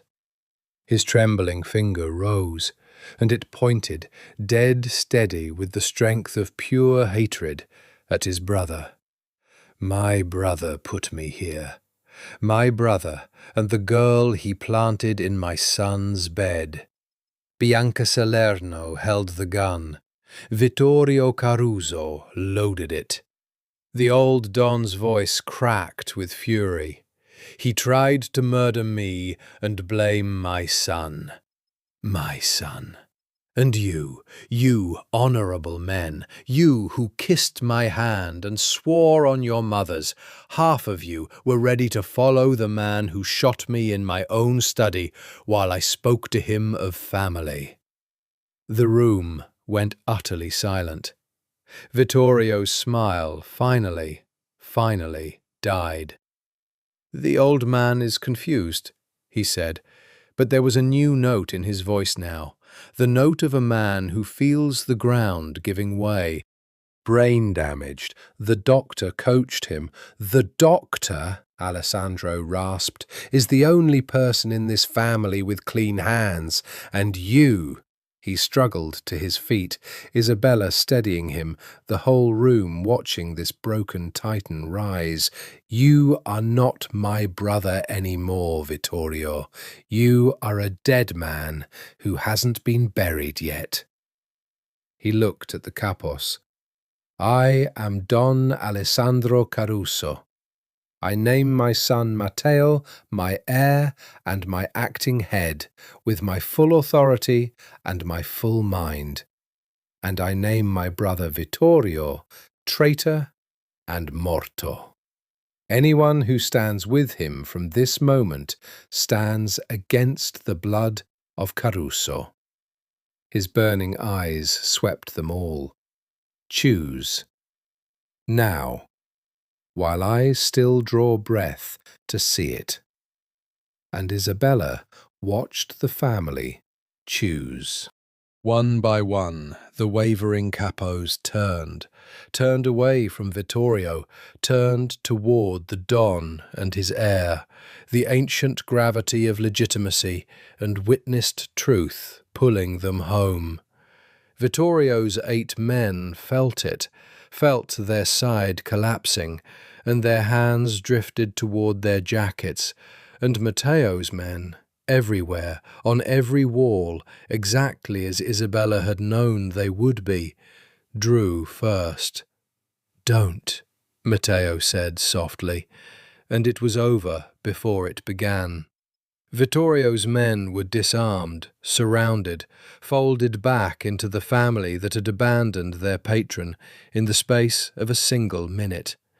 Vittorio Caruso stood alone in the centre of the glittering room, stripped of his guns, his story, his family, his lover, and his last gambit. And Isabella saw the exact moment the master strategist understood he had lost everything. Matteo, Vittorio said, and now the silk was gone entirely, replaced by naked calculation.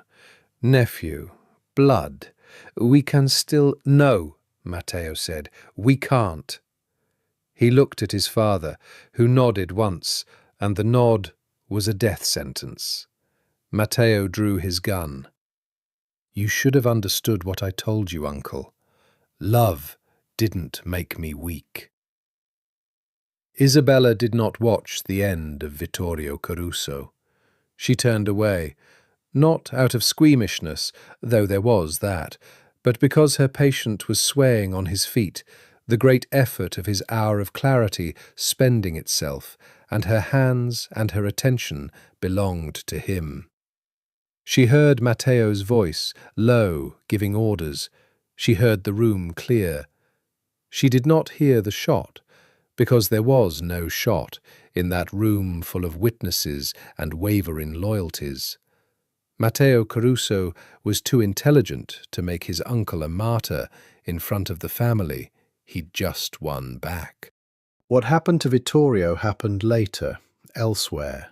quietly, in the way such things happened in their world, and Isabella never asked, and Matteo never told, and that silence became the first of the small mercies they would build their strange life upon. What she knew was this. By the time the sun rose again over Manhattan, the war was over. It had lasted in the end less than 4 days from the morning Alessandro woke to the night Vittorio fell. A bloodless coup and a bloody purge folded into one, the way Matteo had needed it to be. The capos who had wavered came back into the fold, shamed and loyal and grateful for the mercy of being allowed to. The men who had been Vittorio's core, the bought loyalists, the ones who'd tripped the alarm, the ones who'd taken Bianca and staged her convenient confession and death, those men Matteo dealt with in the days that followed, methodically, coldly, permanently. Isabella did not ask about them either. She was learning the terrible geography of loving a man like Matteo. There were rooms in his life she could not enter, could not want to enter, and the price of the daylight he'd promised her was accepting the darkness that made the daylight possible. She wrestled with it. She was, after all, a woman who had built her entire self on being good, on clean hands, on an oath that said first, do no harm. And she had fallen in love with a man whose life was harm, refined and disciplined and directed, but harm. She said as much to him on the 5th night, when the worst was over and they stood together at the glass wall watching the city. I don't know how to reconcile it, she admitted. What you are, what you have to do. I saw your uncle's face when he understood he was going to die, and part of me was glad, Matteo. Glad. And I've spent my whole life saving lives, and that gladness frightens me. Who am I becoming in your world? Matteo was quiet for a long time. When he spoke, he didn't defend himself, which she loved him for. You're becoming someone who sees clearly, he said. That's all. You always saw clearly. It's why you're the best at what you do. It's why you saw the contact wound and Bianca and Vittorio when no one else could. You didn't stop being good, Isabella. You just stopped being able to pretend the world is simpler than it is. He turned to her. I won't lie to you and tell you I'm a good man. I'm not. I've done things tonight, and I'll do things tomorrow that would put me in your hell, if your hell is real. But I promise you 2 things, and I'll keep them until I die. He took her hands. I will never lie to you. Not once, not ever, not about anything, no matter how ugly.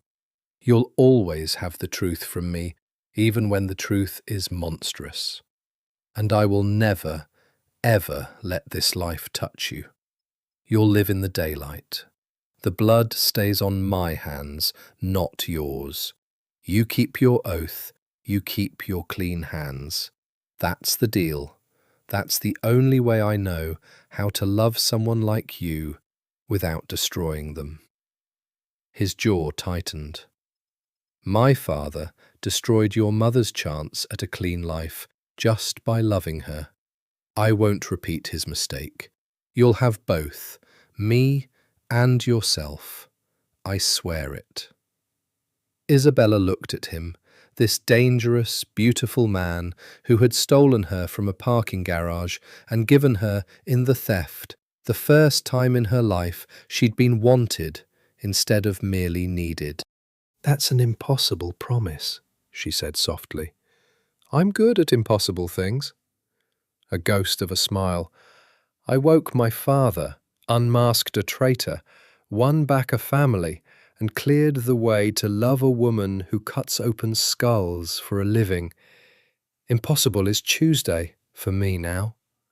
She laughed, a real laugh the first in months, and stepped into his arms, and this time no one knocked, no one interrupted, no war intervened, and Matteo Caruso, finally, in the daylight glitter of the city he ruled from the shadows, kissed the woman he'd chosen, the way he'd wanted to, for 3 months. Not the desperate, stolen kiss of the storm, a slow kiss, a claiming and a surrender at once, a kiss that said, "Mine, at last, in the light, and no more, not yet." Alessandro Caruso recovered slowly and imperfectly, and never fully. The bullet had taken things from his brain that even Isabella's hands could not give back. He would walk with a cane the rest of his life. His memory would flicker and fail. His grand reign was, everyone understood, over.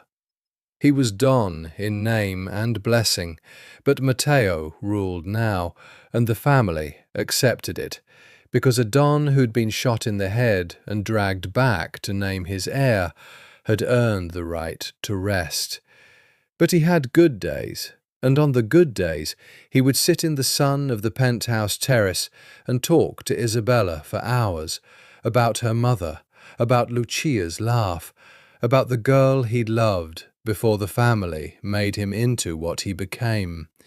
He gave Isabella her mother back, in pieces, in stories she'd never heard. He gave her the answer, too, to the mystery of her whole lucky life. "I opened the doors, girl, but you walked through them. The walking was always yours." And once, on a very good day, he took her hand and said, "You're not my blood. The test said so, and thank God, because it lets my boy love you, and my boy has never loved anything, and I thought he never would." His faded eyes searched hers. "But I want you to know, if I'd had a daughter, I'd have wanted her to be you, Lucia's girl, clean hands and a spine of steel. You saved my life. You saved my son. You're not my blood, Isabella, but you're my family now, whether the test likes it or not." Isabella wept and did not pull her hand away. The engagement to the Salernos was the last knot to cut, and it nearly cut them. With Bianca dead and her treachery exposed, the marriage treaty that had bound the Caruso and Salerno families for 2 decades lay in ruins. And old Don Salerno, Bianca's father, was not a man to accept the murder of his daughter, however guilty she'd been, without answer. For 3 tense weeks, it seemed the war Matteo had ended within his own family might reignite between 2 families instead, precisely the catastrophe the arranged marriage had existed to prevent. Isabella watched Matteo navigate it, and in the watching she finally understood the man she'd chosen, not the cold killer, not the tender lover of the dark sick room, but the leader, the strategist, the ruler, who held 10,000 lives in the balance and moved them like a chess master, playing for the survival of everyone on the board. He did not go to war with the Salernos. He went to Don Salerno's home, alone but for Sal, and he laid the whole truth before the grieving father.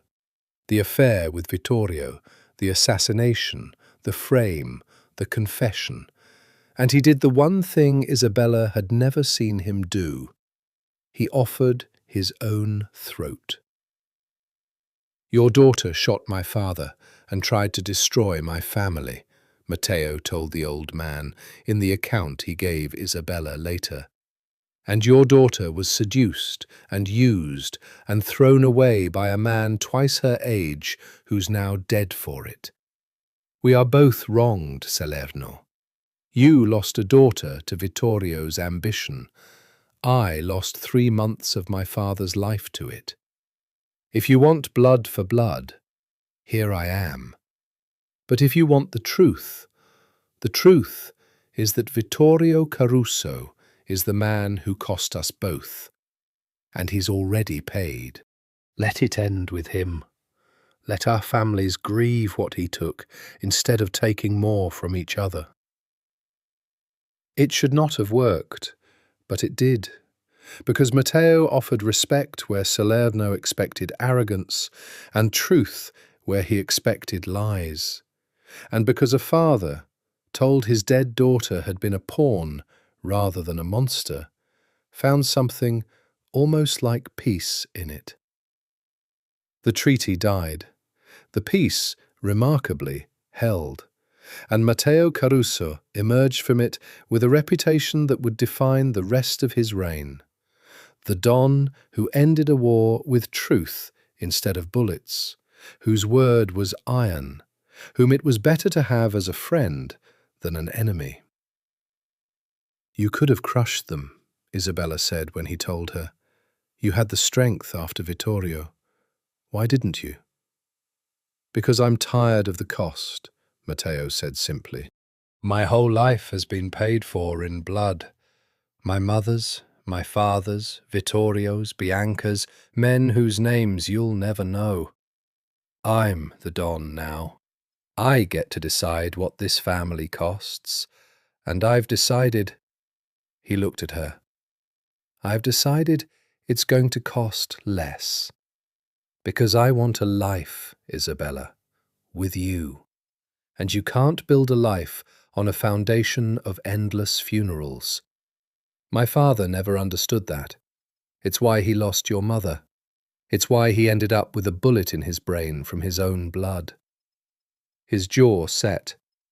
"I'm going to be a different kind of Don. Still dangerous, still feared, but different. And you're the reason. You're the thing worth building a smaller, quieter, deadlier peace for." But there was a cost, and Isabella paid part of it too, and it was this.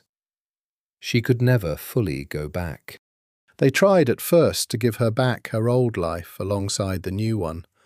Matteo arranged, with a quiet phone call that opened doors the way his father's calls once had, for her 3-month leave to be smoothed over.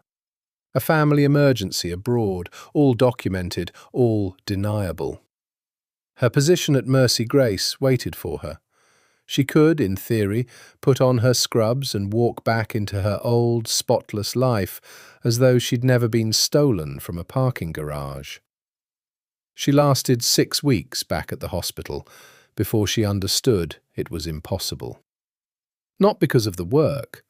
The work was still the thing she loved, the clean, bright certainty of the OR, the privilege of holding a life in her hands.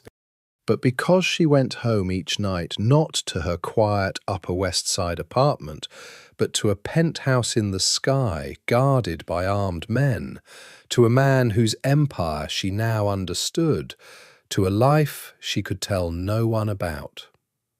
She lived a double existence.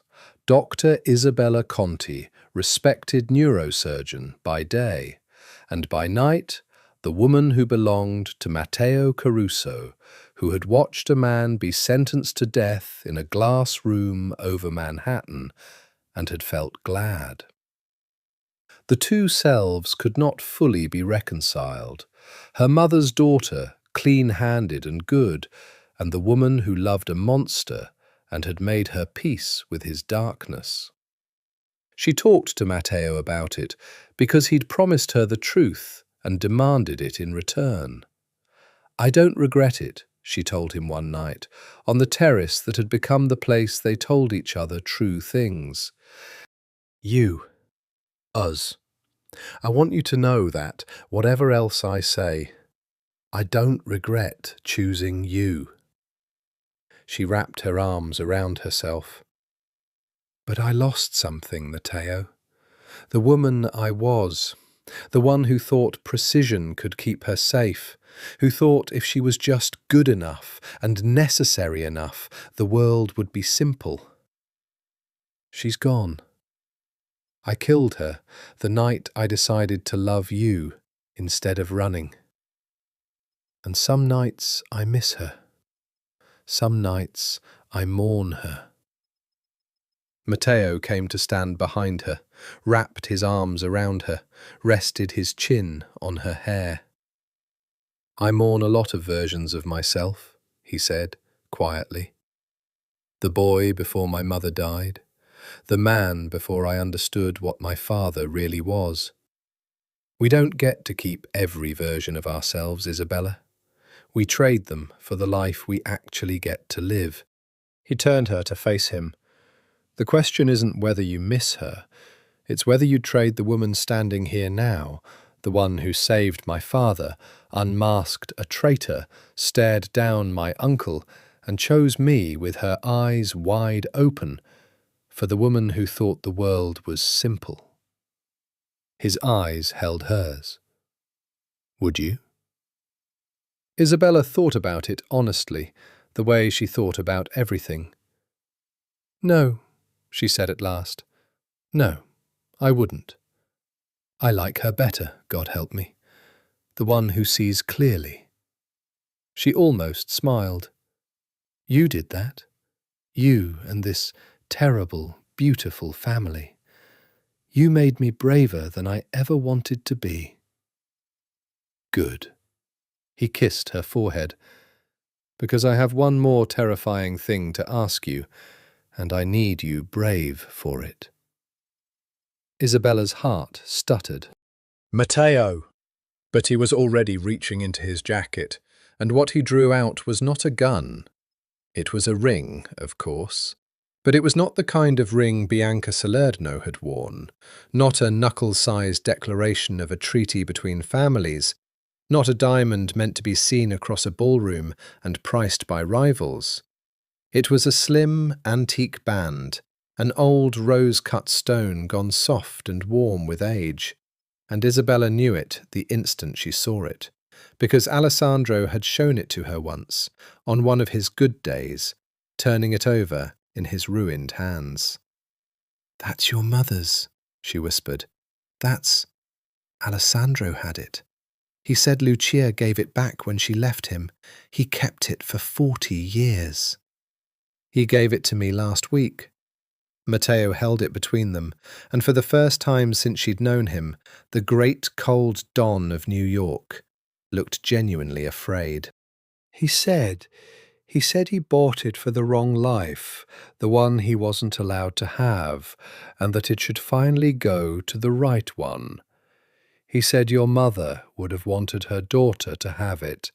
He said, Matteo's voice roughened, he said, give it to Lucia's girl and love her better than I loved Lucia, because I was a coward and you're not, and don't you dare let the family take her from you the way it took Lucia from me. Isabella's eyes flooded. I'm not going to give you a speech, Matteo said, and he went down, the man who bowed to no one, who had watched his uncle die and never flinched, went down on one knee on the terrace, with the whole electric sprawl of Manhattan glittering behind him. I'm not good at speeches, and you'd see through a good one anyway. So here's the truth, which is all I ever promised you. He looked up at her, and his eyes were wet and burning and entirely, finally, unguarded. I was a machine before you. I felt nothing on purpose, because feeling things gets them taken away. And then some idiot part of me kidnapped a neurosurgeon to save my father. And she walked into my house, afraid and furious and clean, and she looked at me like I was a man instead of a monster. And she saw things no one else could see. And she made me want to be alive for the first time in 20 years. His hand shook around the ring. I don't deserve you. My world doesn't deserve you. But I'm selfish. And I love you. And I've decided, the way I decide everything, that I'm going to have you. in the daylight, as mine, for the rest of my life. So marry me, Isabella Conti. Be the one thing I chose for myself instead of inherited. Be the daylight. He drew a breath. I can't promise you a simple life. I can only promise you a true one. Mine. All of it. Every ugly, honest piece. Isabella looked down at him, at Matteo Caruso, kneeling, holding her dead mother's ring, offering her a life that was dangerous and luxurious and dark and true, offering her the daylight he'd sworn to give her since a night of storms 3 months and a lifetime ago. She thought about the woman she'd been in the parking garage, careful, precise, protected, alone. A woman who trusted scalpels and almost nothing else, who had made herself so necessary that no one could throw her away, and who had never once, in all her armoured competence, been chosen. And she thought about her mother, Lucia, who had loved this family's darkness and fled it to keep her daughter clean, who had raised Isabella to be necessary and had died with a sad mouth and a secret, whose ring had waited 40 years in a monster's drawer to come home to her daughter's hand. I ran, her mother's whole life seemed to say. I chose the clean life and the safe life and the lonely life, and it kept you pure, Bella, but it also kept you from ever being loved the way this boy is offering to love you. Don't run. Don't be a coward the way Alessandro was a coward. The daylight is worth the darkness it costs. Yes, Isabella said. The word came out of her not with the careful precision she brought to everything, but wild and full and certain and free. Yes, God help me. Yes, Matteo, in the daylight. Mine and yours, all of it. Every ugly, honest piece. She dropped to her knees in front of him so they were eye to eye, so she could take his beautiful, dangerous face in her surgeon's hands, her mother's hands. I spent my whole life being necessary. Just once I wanted to be wanted, and you kidnapped me and made me the most wanted woman in New York, you impossible man. She was laughing and crying at once. And I don't want the simple life. I don't want the clean, safe, lonely life my mother chose. I want you, the true one, all of it. Matteo slid her mother's ring onto her finger, and it fit as though it had always been waiting for her. And then he kissed her, kneeling on the terrace over the glittering city, and it was not a stolen kiss, and not a desperate kiss, and not a kiss interrupted by war or blood or the breathing of a machine in a sick room. It was the daylight kiss, the one he'd promised, the one that said mine, chosen, in the light, forever, no more, not yet. They were married in the spring, in a small ceremony that broke every convention of a Caruso wedding. No political alliance, no allied family, no ballroom of rivals pricing the bride's diamonds. Just family. Sal, weeping openly, standing as best man. Renato, his tremor stilled by joy, giving a toast in Sicilian that made the old Don laugh until he cried. And Alessandro Caruso himself, frail and leaning on his cane, walking Isabella down the aisle in place of the father she'd never known, and the father he had turned out not to be. Close enough, he'd said. Close enough, Lucia's girl. Let an old man pretend. Isabella kept her practice. Matteo kept his promise. She lived in the daylight. The blood stayed on his hands. She cut open skulls and saved lives, and kept her clean hands and her oath. And at night she went home to a penthouse in the sky, and a man who had never lied to her once, not even when the truth was monstrous, and who wanted her, not needed her, wanted her, with a fierce, possessive devotion that never once, in all the years that followed, cooled into anything less than obsession. There were dangers. Of course there were dangers. It was that kind of life, that kind of love, that kind of world. There were nights Matteo came home late and silent, and she didn't ask, and mornings the news carried stories she recognized the shadows of, and always, always the guards and the armored cars and the double life. She never fully reconciled the two selves. She simply learned to hold them both, the doctor and the Don's wife, the clean hands and the chosen darkness, the way she'd learned to hold a scalpel and a life at the same time. Precisely, steadily, wide awake.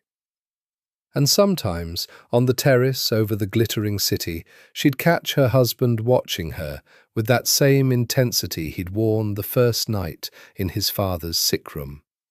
The look of a man who has spent his whole life among the corrupt and cannot quite believe he was allowed to keep something clean. "What?" she'd ask. "Nothing," Matteo Caruso would say, and pull her against him, and rest his chin on her hair, and look out over the empire of shadows he ruled with a colder mercy than any Don before him. Just counting the reasons.